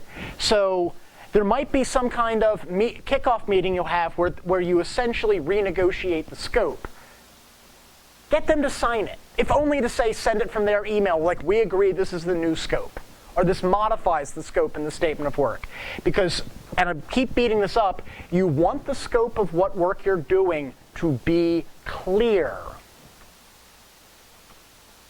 Oftentimes you'll have the meeting notes will also say things like when. When may I pen test your systems? And why is it always, it's like midnight to 4 a.m.? Why is that always the rule? Yeah. And then we'll have a status call at 9. That was me for 6 weeks. Like, on the phone, like snoring. Alerts. If we knock something over, yeah, we did this test about it and it doesn't ping anymore. It was listed as something like master_AD. Is that important? Oops. Yeah, we should let you know. The get out of jail letter. Those of you who do physical pen test or social engineering that gets a little aggressive, the get out of jail letter is essentially a shortened version of the scope of work signed by either their legal counsel, the client CEO or president, saying the person standing in front of you is a pen tester. They're allowed to do whatever stupid thing they may have just done between this date and this date. No need to call the cops. If you've hit them, please apologize. You can put the gun down. Yeah. Explains what you're doing. The idea is this, is that because, in every physical pen test, there's always that moment where, like, I'm going to do something stupid. And next thing you know, you're like, yep, someone's called me on it. And it's not just like, oh, I'm sorry, I'm leaving now. Like, no, you need to be able to show the letter that says, trust me. Sometimes you're showing that to the police. This is something now that everyone's going to the cloud. Identify the ownership of the stuff you're testing. If you have if your client has put a bunch of stuff into AWS, you may not be able to pen test it. Because you know what Amazon really doesn't like? You pen testing their stuff. They react badly to this. Amazon actually requires you to go to them with request authorization. Because otherwise it's an attack. Sometimes a redirect takes you over the line. I found this during a pen test. Something that was in scope was actually hosted elsewhere. I went to its root directory by doing that, go up the web server to hopefully find the Apache admin page, and instead I found someone else's box, which I owned, looked at the IP and went, that's not ours. That was Rackspace's. I should go explain to Rackspace what I just did. Sorry. Yeah, I got shell in this. Oh shit! I got shell in someone else's box. Oops. So that's the story I have for that. So what you want to do is, if you have identified co-located, cloud, whatever is a service stuff, get them. You don't want to do this, because, think of it this way. Think of how Amazon or Rackspace is going to deal with, like, oh, I'm a pen tester. I'm going to be pen testing this box. No, you're not. You're not a customer of ours. Go away. Get them to get all that stuff in place. Or come up with another solution. But that's why scope is so important, because breaking a system that is in scope is just a bad day. for them. If you've written this correctly, you're indemnified. If I break into a system that is out of scope, I have now committed a felony. A felony does not look good on your permanent record. Prevents criminal and civil liability if your scope is good. So, say for example, now going back to contracts, what happens when there's a conflict? They believe you haven't performed. They don't like what you're saying. And it goes from argument to all of a sudden people aren't accepting meeting invites. That's when my blood runs cold. Like, uh-oh, I can't. No one's on the status call. No response with thank you for my, status spreadsheet about what I've done.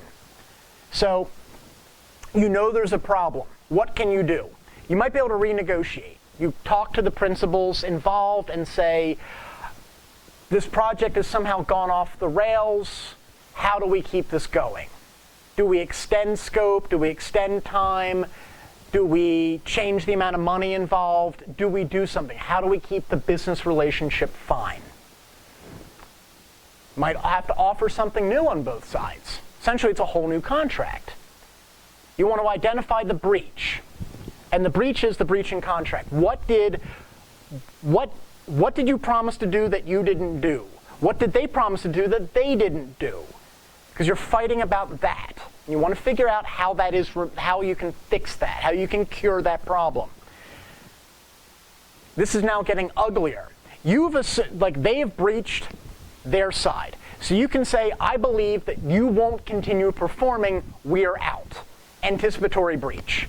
You will not do what you're supposed to do.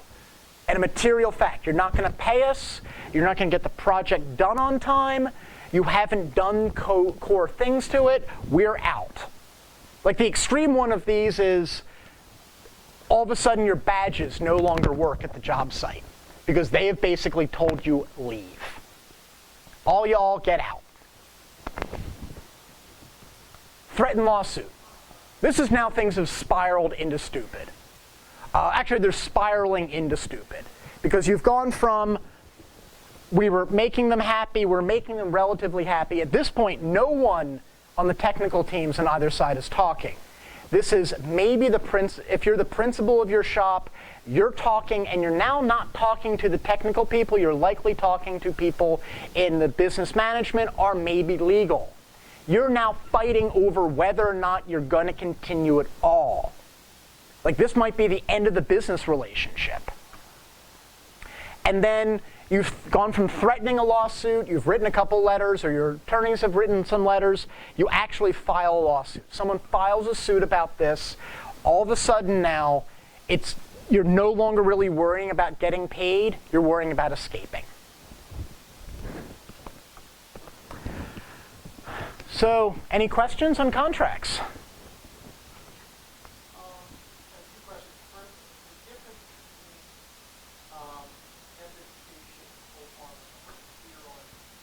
Okay, it's third parties. If I say I'm hold harmless, it means we're not going to sue each other under this. Indemnification means that if someone else sues me, you're stepping in, right? You promise to do a thing for me, like you're going to test my system and you certify that it's good. If it's a mere hold harmless, it means that if you break it or I cause you damage, no, now you're standing in and saying, yeah, customer sues you, you're defending me. Yeah. The other question was, how does it relate to people who work, who volunteer their time in open source in terms of employment contracts? You look at that, because the assignment of invention can go out. Right. Especially if it's not yet done, if you're like working on a project that has not yet made it to GitHub or isn't really there yet, you would probably want to name it in your inventions disclosure, because it's like I'm working on, and that's why I often tell my clients, like, come up with a name, just name the thing. So that way, instead of it's like a patent declaration, like a thing that does awesomeness. Wow, that's useless. No, it's a library that does this thing. And now it's a thing, and you can basically claim it as, I'm walking into this place with this. Now, in a lot of cases, thinking about inventions, if they are close to, related to what you're doing in your day job, you want to be careful lest you recycle code one way or the other. Now it becomes where the company can rightfully say, well, wait a minute. Which of this code did you write for us? Which of this code is now in this open source project? This smells like what we paid you to do. So that's a concern. So the thing that's showing up, usually the employment contract really just applies to any open source software you can use anywhere. There's very rarely a thing that, as a leader in open source, a lot of times we have people working, volunteers, and you know that their employment contract probably in no way allow them to contribute to our project. Right. Even though they're working in a completely different field, right? Because the employment contract effectively says, in very broad terms, that almost anything you do is owned by them while you're employed with them. That's what I think. Yeah, so the difficulty now is how do you protect the project? If these guys can come in and say all the code that this person, you're like, but then you're like taking out like individual lines, like you're going back to commits and going, show me on this what's yours. I'm less concerned about that for open source because most of the time I don't, unless that open source package becomes incredibly valuable, like the Linux kernel or something like that. Odds are it's going to be like, yeah, it's a wash. We don't think there's anything of enough value to fight on it. Yeah, you're right. There's a historic history of laws that's so rare that it's more nominal than that. Yeah, it's one of those like I identified this as a risk the same way I identified that there is meteor or clown risk involved. Cool. I think we're done. Thank you so much.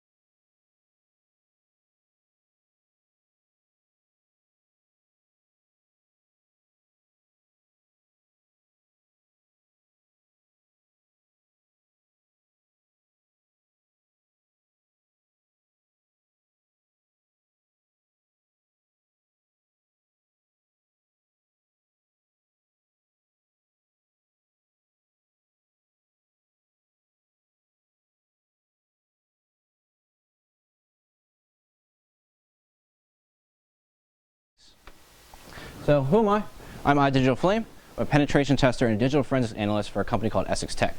I'm a programmer, a security researcher in my part-time, and I'm a Raspberry Pi enthusiast. And I love popping boxes, hacking video games, and sending phishing emails especially. Those are really, really, really fun to do. And Python is life. Best programming language ever. So, going over what we're going to cover today. So the current way, the need to bypass antivirus, why we want to do it. The ways antivirus does catch malware. We're just going to go over how antivirus does what it does so we can get an understanding how we actually bypass antivirus. We're going to go into current bypass processes and Windows memory injection. Also, some of the API methods Windows uses for that. AV trust, and then finally the AV bypass, how you detect it, how you remediate it, and I'm going to release the source code to this exploit once I finish this talk. So, antivirus. You might have seen it, you might have used it a lot of times on many of the 3 operating system platforms, such as Windows, and if you're a Windows user, you kind of grunt, you're like, oh, it's, you know, necessity of life, I need antivirus or else, you know, I'm screwed. I mean, not always, but then if you use Linux, you're like, what's antivirus? I don't need this. But the even better thing is if you're on a Mac. You're like, antivirus, my operating system is super secure. But then this happens. And your super secure operating system does need antivirus. So, and also with antivirus being so effective, how come this happens? You know, we have ransomware is on the rise, and we have computers getting affected by many different types of antivirus, not just 0 days, but different types of ransomware. We would have ransomware that encrypts hard drives themselves, and people still get affected by the little things that antivirus apparently does not catch. So, why do we need to bypass antivirus? Well, penetration testers need it, red teamers need it, and the bad guys need it. Now, if you ask Google Images what a bad hacker is, apparently he looks like that. I mean, I was going to dress like that, but then I realized I could just cover my webcam. I don't need the face mask. But You don't need gloves. I might need gloves. That's a good point. I should have brought those. So why do we want to bypass antivirus? Well, one, it saves us frustration. You know, if we're running, you know, Mimikatz was a very popular penetration testing app. You know, it's detected by antivirus. So, you know, I mean, I've personally myself, on an engagement, turned off antivirus on a client's computer just so I can run Mimikatz. So, you know, to be able to evade that completely and not have to worry about, like, editing something on client's environment, you know, I don't have to do that anymore. It also successfully delivers payloads. You know, last thing I need is an IDS or even just an HIDS, a host intrusion detection system, to be blocking anything I'm trying to run. Or if I'm trying to compile code that, you know, for some reason is flagged, you know, because it's shell code, or, you know, some of it's, I don't know, like a process hijacker or anything like that. And like I said before, it's better than turning off antivirus. Now, granted, you could easily do these 3 simple steps. 1, click the taskbar. 2, just click the little semantic icon or whatever AV, I didn't say semantic, whatever AV, and click this disable antivirus protection. But as you can see, you know, that causes a lot of problems. And myself personally have been getting kicked out of boxes because it's created a log event that an admin has seen, and they're like, that's not right, and I've got shut out of boxes before. So that's something I don't want to do, and that a lot of penetration testers don't want to do either. So, getting caught by antivirus. So how does antivirus really catch viruses? So it works on signature detection. And you think about a signature as like a fingerprint of antivirus. Just how people have fingerprints that identify who they are, antivirus, or malware really, has signatures of each individual variant. And that's cool and all. It's based on the file content, or it can be based on the hash of the file. And how it works is very simple. So say we have a file here, and we want to determine if it's malicious or not. Our antivirus engine will compute a signature of it, and it'll compare it against the current internal virus signature database. And if it meets a signature or matches, all right, it's malicious, let's get rid of it. However, if it doesn't, it's not malicious, or at least we think. So, and one of the issues I had, especially with this PowerPoint, really, but also proves the file content power of antivirus, is I'm going to send this, put this PowerPoint up on my website to download. Try to send this in email to anybody. The reason you cannot send this, and I've actually tried to do this, it gets blocked because of this string right here. And if anybody doesn't know, it's on the board really, but This is the EARCAR standard antivirus test file. Basically, if you put this in right now on Notepad, I mean, it's kind of like impossible to type, but if you put this in Notepad and saved it, it would actually come up as a virus. I mean, it's not really like a malicious virus, but this is what vendors use to test to make sure their virus system is working. But like I said, because this is in this PowerPoint, you can't send it. It thinks it's that virus. So, the other ways antivirus will catch you, it does current scheduled scanning of malware, and it also does real-time scanning. And real-time scanning is basically when you try to access a file, you try to open up a Word document, whatever, or you try to run a process, it says, hey, before you give that person access, let me look at this first. And it goes and it scans it, and then if it's bad, it says, no, you can't open this. As you've ever seen before, trying to open up like any malware, you know, for testing, or something that you might not think is malicious, and it blocks it and it says, hey, you can't do that. But if it's not malicious, it just lets you open it, you don't even notice it happening. It's not as reliable as you think it is. Problem is, if there's not a signature for that antivirus, or that malware, I'm sorry, then it won't get detected. So basically, if there's a new piece of malware that just came out yesterday, and your antivirus vendor has not updated your signatures, or you just didn't update your signatures because you didn't feel like it, you're going to get infected really quickly. There's also a feature that's very old in antivirus, but it's really had not much use until now. It's called heuristic detection. And basically, it detects the actions of processes. So depending on like what it opens, what it does, it tries to see if the process is acting malicious. And it's kind of useful because you don't need a signature to detect if that's a malicious process. If this process is, you know, I don't know, opening like 30 files at once, all right, that seems kind of weird. When does a process ever do that normally? Now, there are some cases, but it's better method detection, and it is faster response to emerging threats. So if antivirus, or if a piece of malware comes out today, and it does something that's commonly known as malicious, heuristic detection will at least say, hey, you know, that's malicious, let's stop that, even though I don't have a signature for it. And, you know, like I said, it also detects non-signature based malware, or non-listed as well. And this can be seen in a couple of products that have been out recently. Malwarebytes has a new anti-ransomware program, and this is kind of what I was getting to with the 30 files open, is that this program doesn't have any signatures for ransomware. All it does is says, hey, is process A opening a buttload of files? If it is, it's got to be ransomware. Let's at least stop it or kill it. And the same thing, Patrick Wardle, a OSX security researcher, also released a program called Ransomware. And it really does the same thing. It doesn't look at the signature of each process and say, hey, is this malware, is it not? It says, hey, is this process acting fishy? There's something weird about it. And in the case of ransomware, is it opening a buttload of files? So, now that we kind of know how antivirus works, there is some ways concurrently right now to bypass antivirus. One is encoding and encryption, and if you ever use Metasploit, one of the options when you generate a payload in Metasploit is you can say, hey, what encoder should I use?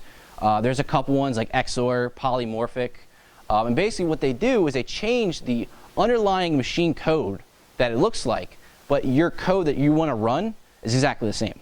So if you have, I don't know, shellcode that shuts down the system, really simple shellcode, it will look different even if you use a different encoder, but it does the same thing, always. And that used to work really, really well. But the problem is signatures have caught up with them. So any piece of shellcode really, even, you know, the basic bind shell, will upload it to the virus, so it will come back with like 30 hits automatically. You also have loaders. They're commonly used in ransomware, that a non-malicious or non-detected file will be downloaded to your system, and it'll run and it'll download the malware basically so it avoids being detected by handles, like by real-time scanning, because you're not opening the file yourself. A program is downloading it for you and running it. Now, it can get picked up, so it's not super successful, but in cases of new malware like ransomware, you know, it's a little bit easier for them. Yes, thank you. Also, custom written malware, so your 0 days, you know, from like any other country or even the United States, the NSA, for example, anything that's not mainstream will also fall into this category. It's not a real protection, but it's one way to get around it by coding your own malware and then sending it out as quick as possible. Lastly, the ever popular Veil framework. The Veil framework actually has a lot of payloads, including ones in Python, C, Go, and PowerShell. And actually you can do memory injection with it as well, which we'll get into soon. But it does allow you to create undetectable executables. So if you do have a piece of malware that's detectable, you can use the Veil framework to encode it in a payload that will at least render it somewhat undetectable. So we're going to go into what is memory injection. So like I said, Veil framework does use memory injection.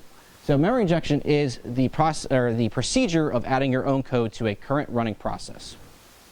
It's not always malicious as you might think. It's actually used in a lot of PC modding programs, debuggers, Windows system processes do use it, and other extensions to Windows programs do use this as well. It also allows your custom code to run in the same context as the process that it injects into. Meaning if a process is PID 1000 and you inject code into PID 1000, you are now PID 1000. So you are now that process even though you're not that process's code. You're your own custom code. And basically, this is how memory injection works. So I chose CalcExe because B-Sides Las Vegas this year was actually, their motto was popping CalcExe since 2008. So I thought it was, kind of good to choose CalcExe. So say we have our process, proc.exe, and we have CalcExe. Now you'll notice that including in the instruction code, you have a block of free space. And every Windows process, at least on 32-bit systems, is given up to at least 4 gigs of virtual located space. Not that you have that much space in RAM, but it can virtually allocate that much. So what will first happen is our process will call a Windows API called process_open to try to attempt to get a handle to that process. And if we have access rights, we will get one back, and we will get a handle to CalcExe. And it's basically a pointer into memory where CalcExe is. Next, we're going to call virtual alloc ex. What this does, it allows us to allocate a space in memory from what we decide. So if we want 1,000 bytes in memory. If we have a handle and we have access rights, we can do that. So we call virtual alloc, and we create some space in the process. So now we got this new free space, and we got the handle to the memory block given to us. And then we call write process memory. And like the method's name is, it allows us to write our own code into this free space of the process. So now our own code's residing in somebody else's process, and then we call create remote thread. Now here's really where it all happens. Create remote thread now allows us to trigger our own code at the instruction pointer of our new code in a new thread under that process. Basically what it means is now we can start our own code under whatever the process CalcExe is running as. So once that happens, CalcExe is now pwned. We now are running our own code under CalcExe, and unless you're looking at it really closely, you're not going to notice that CalcExe is now doing something malicious. Now, the one important thing in memory injection is that you need to have rights to that process. I can't just go and inject into svchost.exe because I feel like I'm really cool. It doesn't work that way. If I don't have access rights to that, can't do it. Also, since it's using malware, antivirus does pick this up. It's called a process hijacker. A lot of common antivirus products will immediately red flag this and be like, hey, that's not possible. The one benefit of it, it does evade real-time and file scanning as there's nothing written to the disk. All of this is happening in memory. So we're not making any changes, anything physically on the disk that can be accessed forensically, except for memory, and we'll get to that. So one of the ways you can practice memory injection is with Python. These 2 great books, Black Hat Python and Gray Hat Python, cover this in detail. And it's really awesome. The only downside to this is Python has to be installed on the computer you're targeting, and Python 3 has a lot of issues with it. I've tried Python 3 personally, and it does not work. Python 2.7 is the best one that works with this.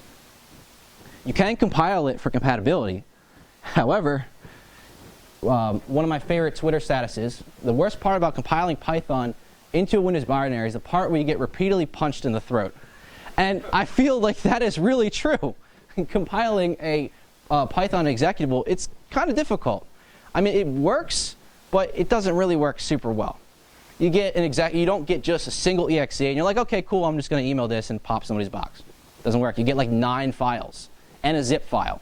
So you have to email 9 files to your target and be like, hey, can you download these put them in the same directory for me and then just execute that one that's right there, thanks.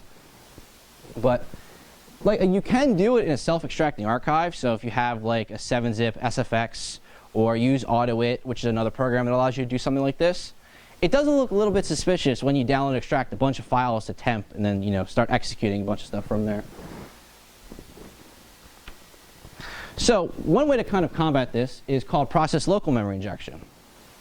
What this does is injecting malicious code into our own running process. So we're not targeting somebody else, we're targeting ourselves. And it sounds kind of weird at first. It's not detected as a process hijacker due to the context. Meaning that since we're affecting our own process, any virus is like, hey, you're not messing with anybody else, I'll just let you alone. And it's also a payload type in the Veil framework. And actually this is one of the main process or shellcode injection vectors in the Veil framework itself. So this is kind of a little representation of how local memory injection works. So you have your own stack here of your own process, and you basically call the same functions that we called in our previous example, you know, open process, virtual ex, write process memory. And, you know, we can write our new code to here, and then bang, our process is now running malicious code. And you think, well, wait a minute, why would I want to run malicious code in my own process? Well, one thing it does evade AV. And I'll show you. So this, for example, is just me running Meterpreter. So I created a box that had a bunch of antivirus programs on it, as much as I can possibly put on there without them failing or crashing the box. So first of all, I try to do Meterpreter, which is highly picked up by VirusTotal in every single antivirus program there is. So this is just an encoded Meterpreter shell. And you can see, as soon as I run it, it's picked up immediately. I get denied the ability to run it. So now, oh, and this is the VirusTotal scan of that file that I just ran, just for kind of context. This is how bad it is being detected. So this is local injection. So this code I'm going to upload to GitHub as well. This is a Python file that has shellcode for a Meterpreter shell inside of it. And it's the same box you're running, same antivirus programs. So I'm going to go ahead and I ran it. So I'm injecting code in my own process, and I go over to my Kali box, and I get a Meterpreter shell. My antivirus did not pick that up at all. So I'm now running Meterpreter session freely. Now the one caveat to that is I will say Symantec, which is one of the virus products that we did test, does have a very good firewall that does pick up Meterpreter no matter what. So even if you use HTTPS or you use bind shell, reverse shell, anything, it will pick it up. That's the one caveat, the only one that was able to pick it up. But once we disable the Symantec firewall, we were able to get past that. So why does local injection work? Well, like I said before, we're not touching any other process in memory at all. So any virus is like, hey, cool, you're not messing with anybody, you're messing with yourself. And also, this does happen. Processes do this themselves. It does happen naturally. And also, antivirus doesn't actually scan memory of many processes at all. There's only a couple that do scan it, and a lot of this isn't picked up. Now, why local injection sucks? The reason it kind of sucks is you're still running your own process. So if you download a file that's stupid file exe, and it does this, stupid file exe is still running on your system that might be doing malicious stuff. So as soon as you do something malicious, like you migrate in Meterpreter, or I don't know, you try to do an LSA dump and dump like hashes from Windows, or dump credentials, or anything like that, it's going to pick it up and it's going to say, hey, wait a minute, that doesn't seem right, and your file is going to get deleted and your shell's gone. So basically, it works really well, but the execution's not really there. So this is because of AV heuristic detection. And I kind of went over it a little bit, but it really looks at what the process is doing. So is it a known process? Is it a system process? Is it Explorer exe? Is it Regedit exe? Is it Notepad exe? Who's the user running? Is it system running it? Is network service running it? Is Bob running it? Is Joe running it? Also the execute path. So, where's Explorer running from? Where's ScoveHost running from? Where's Notepad running from? And it also looks at the network connections made. I mean, if you have Notepad exe having a network connection out to, I don't know, China, that does kind of look suspicious. I mean, Notepad doesn't even connect to anything on the network, so that already does look suspicious already. And it's really labeled as threat intelligence as well. So, for example, I have a bunch of processes on this board. So there's a couple processes on here that are completely not good. They're malicious. Just by looking at what the information I gave you, could you think you could spot any processes that are malicious?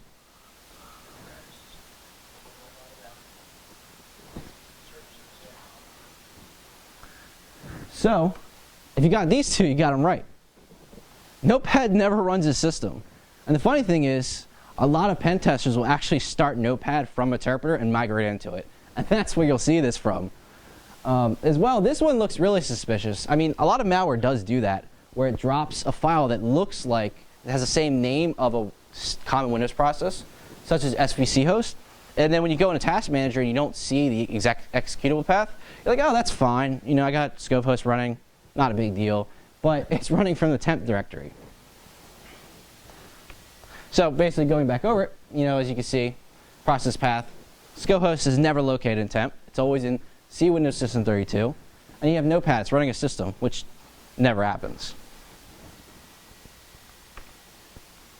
So Windows APIs are also checked by antivirus as well. So antivirus does look at API calls that you make. And it checks the context to see if that looks malicious. And what I mean by context is this. So if you have WinWord.exe, which is the process name for Microsoft Word, and it tries to open a handle to WinWord, Microsoft Word. So it's opening a handle to itself. You think antivirus is going to let that happen? It is. It's opening a handle to itself. It's like, okay, whatever, you can do that. So now we have our process called malproc.exe. It tries to open up a handle to WinWord again. You think antivirus is going to let that happen? And that would be, nope, it's not going to happen. That's a process hijacker right there. They're saying, okay, you want to inject memory into WinWord. We're not going to let you do that. Now, we have run DLL32. Then it wants to open up a handle to WinWord.exe. You think this will be allowed? And if you said, yes, you are right. The reason being is this is a system process. It's like, hey, this is system. This obviously does this, so why would I disallow it from doing what it's supposed to do? So in going over really quickly, before we get into the exploit, the API calls, these are some of the API calls that are actually monitored by malware itself. And these are the ones that actually can do the most damage. So we have create remote thread, which I used in my earlier examples. And that, like I said, it allows you to create a thread in another process that is not yours. I mean, or it can be your process if you want it to be. NT create thread EX. This is the beauty of Microsoft right here, people.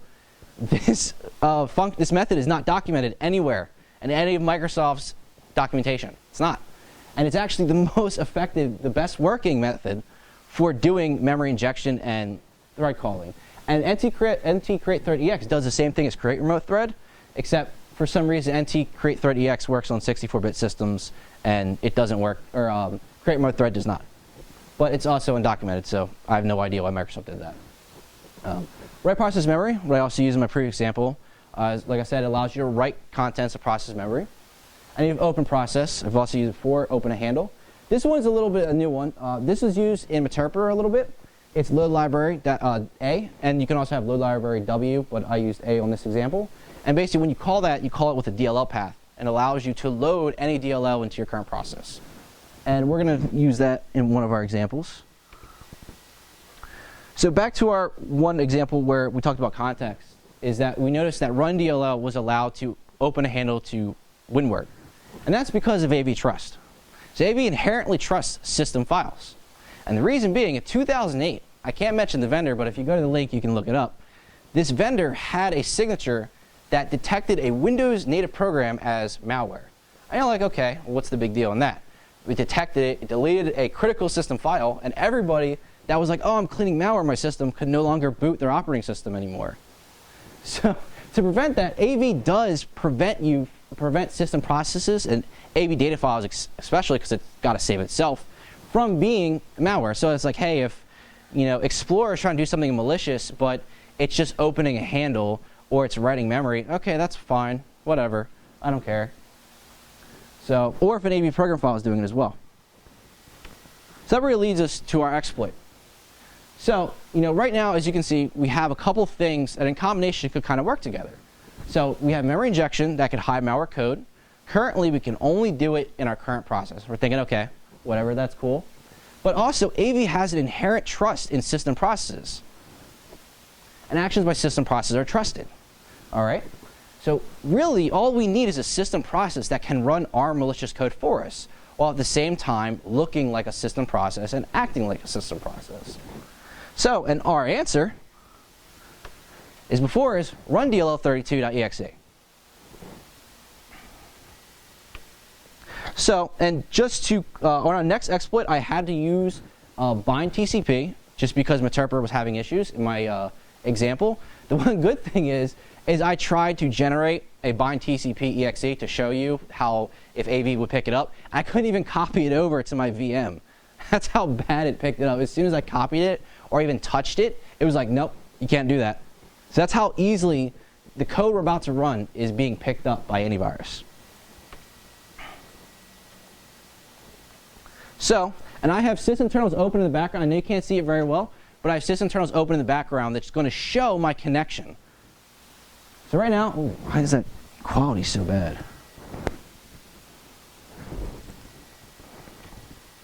Let me fix that. Sorry about that, guys. I don't know why it looks really crappy. That look a little bit better? So, we got our compiled exe over here. So now we notice we clicked it and it ran. Nothing happened. Our process closed. So I'm sitting here waiting. I get over my box, my Kali box, and look at that. I got a reverse shell opened. Complete, even though antivirus was in the system, did not pick it up at all. So in the greatest thing, I look where I'm running as, and I don't know if you can see it, but I infected the antivirus process. So my code infected antivirus. So not only am I running a shell undetected in the system, I actually infected the own antivirus product. And honestly, I did not deliberately attack the antivirus process, but I thought it was kind of ironic that antivirus was now doing my bidding.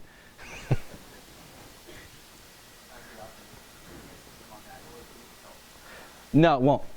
Because the fact because I'm housed in an AV process, it wouldn't. Now, if I was housed in, like, I don't know, Java update scheduler, yeah, it would do that. So, once my video comes up, once this comes up. So what happened? What? No. Oh, there it goes. It doesn't. I think I infected the projector. I might have did that by accident. So what happened? So what did we do that allowed us to get to where we are now? So our main process takes itself and dumps it into a DLL into the temp directory. And that DLL contains our shellcode and instructions to do its next job, which what it does is it gets launched by run DLL32. So my main process calls run DLL32 with our drop DLL, and now our process is now running as run DLL32. So our DLL now enumerates all running processes, and it's like, okay, I want that one. So we pick a process that's not going to make the system crash, which I have done that. I blue screened a box a couple times in testing this. But once we pick our process that meets our recommendations, we're going to inject shellcode into it. And because we are running as run DLL32, the antivirus doesn't pick it up. It says, okay, you want to do that? Cool, go ahead. And then the shellcode runs. So in a little graph, to kind of step-by-step this, is we create a DLL file. We call run DLL32 to execute that file. Our file then enumerates all processes, and it picks out a specific process. And then we inject code into it, and then start our malicious thread. And then we now have malware on your machine without being detected. And as a bonus video, I'm not supposed to call out specific antivirus vendors, but have any of you guys heard of Microsoft Emmet, the Enhanced Mitigation Experience Toolkit? It's supposed to detect from buffer overflows and injections and a lot of things for Windows, and it's constantly updated. Problem is, I tested it this morning, and we were able to bypass it. So our little bonus video is we have Emmet here running, and we have our code again. So let's run our code this time again, with Emmet running in the background, or in the foreground, really. And you'll notice, once it takes a couple seconds to load,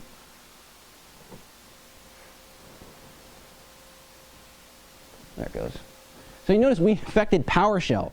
So the PowerShell process that was running, we now infected that, and now I have another reverse shell in the system. Completely bypassing all technical controls put in place to prevent something like this from happening.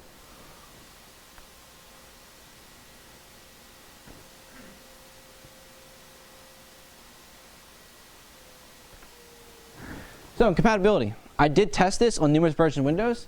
I kind of said screw Windows 8 because who really uses Windows 8? My main test bed was Windows 7. It worked fine. And I also tested on Windows 10, even though I don't know if anybody really likes Windows 10 either. And it worked on Windows 10 as well. So now we get to detection and prevention. So how can we detect this? It's actually very hard. No AV caught it. Nope. So detection, one of the ways we can detect it is I use a program called Redline. Redline, it does analysis of memory currently running. It has to dump it first, and then you can use it to analyze memory. Redline did see it in there. So if you do have Redline installed on your machines, it will pick it up. Not directly in real time, but you will be able to at least detect something like this going on. Volatility. Now volatility is an after kind of action, process. So if I happen to be dumping memory of the host as I was doing this exploit, then volatility would definitely work. I would have to run, I would have to look for injects in volatility, but I could definitely see that. And any memory dump really that you take would be able to see this because this is really a memory only thing. Prevention. How can we prevent something like this from happening? How can we prevent somebody from getting infected like this? One thing we could do, we can flag the DLL itself or the loader is infected. Now this isn't a permanent solution as one little code change, little byte, immediately will change the signature of these two files and we're just doing it all over again. It's like cat and mouse. One thing we could do with Windows to bolster security in itself, we could force DLLs to be signed to have to run. So I couldn't run a DLL or inject a DLL into a process unless it was signed by an appropriate signing vendor. And this would prevent, a lot of these attacks from happening. Now, state-sponsored, would maybe have the money to buy a CA to do this, but, Joe Blow that wants to infect you with ransomware won't have the money to do that. We can also disable loading DLLs from non-program directories. I think that's the most important one. I loaded this DLL from temp. I don't see a real reason to load DLLs from temp ever. There's no real reason to do that. And if you do, it's kind of bad programming. DLL should only be loaded from C Windows System 32 or C syswal 64 or Windows syswal 64 or the program files directories. That's it. It shouldn't be loading from your temp file, from your app data roaming. It should just be loaded from those directories, and it'll prevent something like this. Because we don't need admin access to run this exploit. In order for us to be able to drop a DLL into Windows System 32, we need the admin rights. So at least would control our surface area just a little bit. That way, unless we happen to find an administrator, now granted that's even worse, but it would lower the normal users from being able to be exploited by this. Second, or the last one, really is a big one as well. Run DLL32 specifying the DLL as the running application. This one is kind of big. If you ever open up Windows 7 and you open up a photo in Windows Photo Viewer, it says Run DLL32. It doesn't actually say Windows Photo Viewer because Windows Photo Viewer is a DLL. It's not an actual program.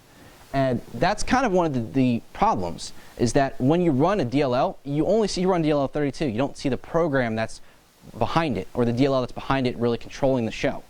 So if we had it run DLL so that way it says, I don't know, temp DLL or DLL 1579.dll is running. And you'd be like, okay, that's kind of weird. That's a weird name for a DLL. That shouldn't be running. Or if you have like shell 32 DLL is running. Then maybe you can see kind of what's running on your computer instead of just 5 processes of run DLL32 running and you not knowing what's actually there. Lastly, once I finish this, I'm going to post the code to GitHub. It says currently, but I don't have the chance right this moment to post it. But once I will, I post the Python code, and I'll post the C code. I'm removing the shellcode on it just to prevent myself from liability, but feel free to put your own shellcode in it. I don't care. You can also get more information, a couple of my links at the link right there, idfla.me/IYM. It'll take you to a page that has a link to GitHub and the links that I put in previously on the other slides. And actually, I ran a little bit fast, so does anybody have any questions? I know it's kind of a lot. Good? For trying to compile a Python inject, Mm-hmm. No, I'm using Pi2exe. I mean, I don't know what that person was using. I mean, I thought it was really funny, so, but, I've had similar experiences, but I just recommend trying to use the one file plane. yeah. Oh, you can do that? But it's a huge executable, but yeah, it uses only one file. That's a good idea. Okay, I didn't know that. Thank you. I'll have to talk to you after and write that down. Any other questions? Good? Yeah. I mean, I could, but I don't want to, you know. Yeah, I mean, basically, a great number of AV products that I've tested have not picked this up. So, you know, I mean, there's antivirus products that I don't even know. There's probably ones like not even in English. Just like there's like 50,000 browsers. So, I mean, there may be one that picks it up, but everything I've tested, the average, nothing. So, any other questions? Redline a Windows only? Yeah, it's a Windows only tool. I think it's made by FireEye. FireEye? Yeah. Any other questions? Cool. I appreciate you guys for listening. Thank you very much. Get back to the red team. Yeah, I'll get back on the red team.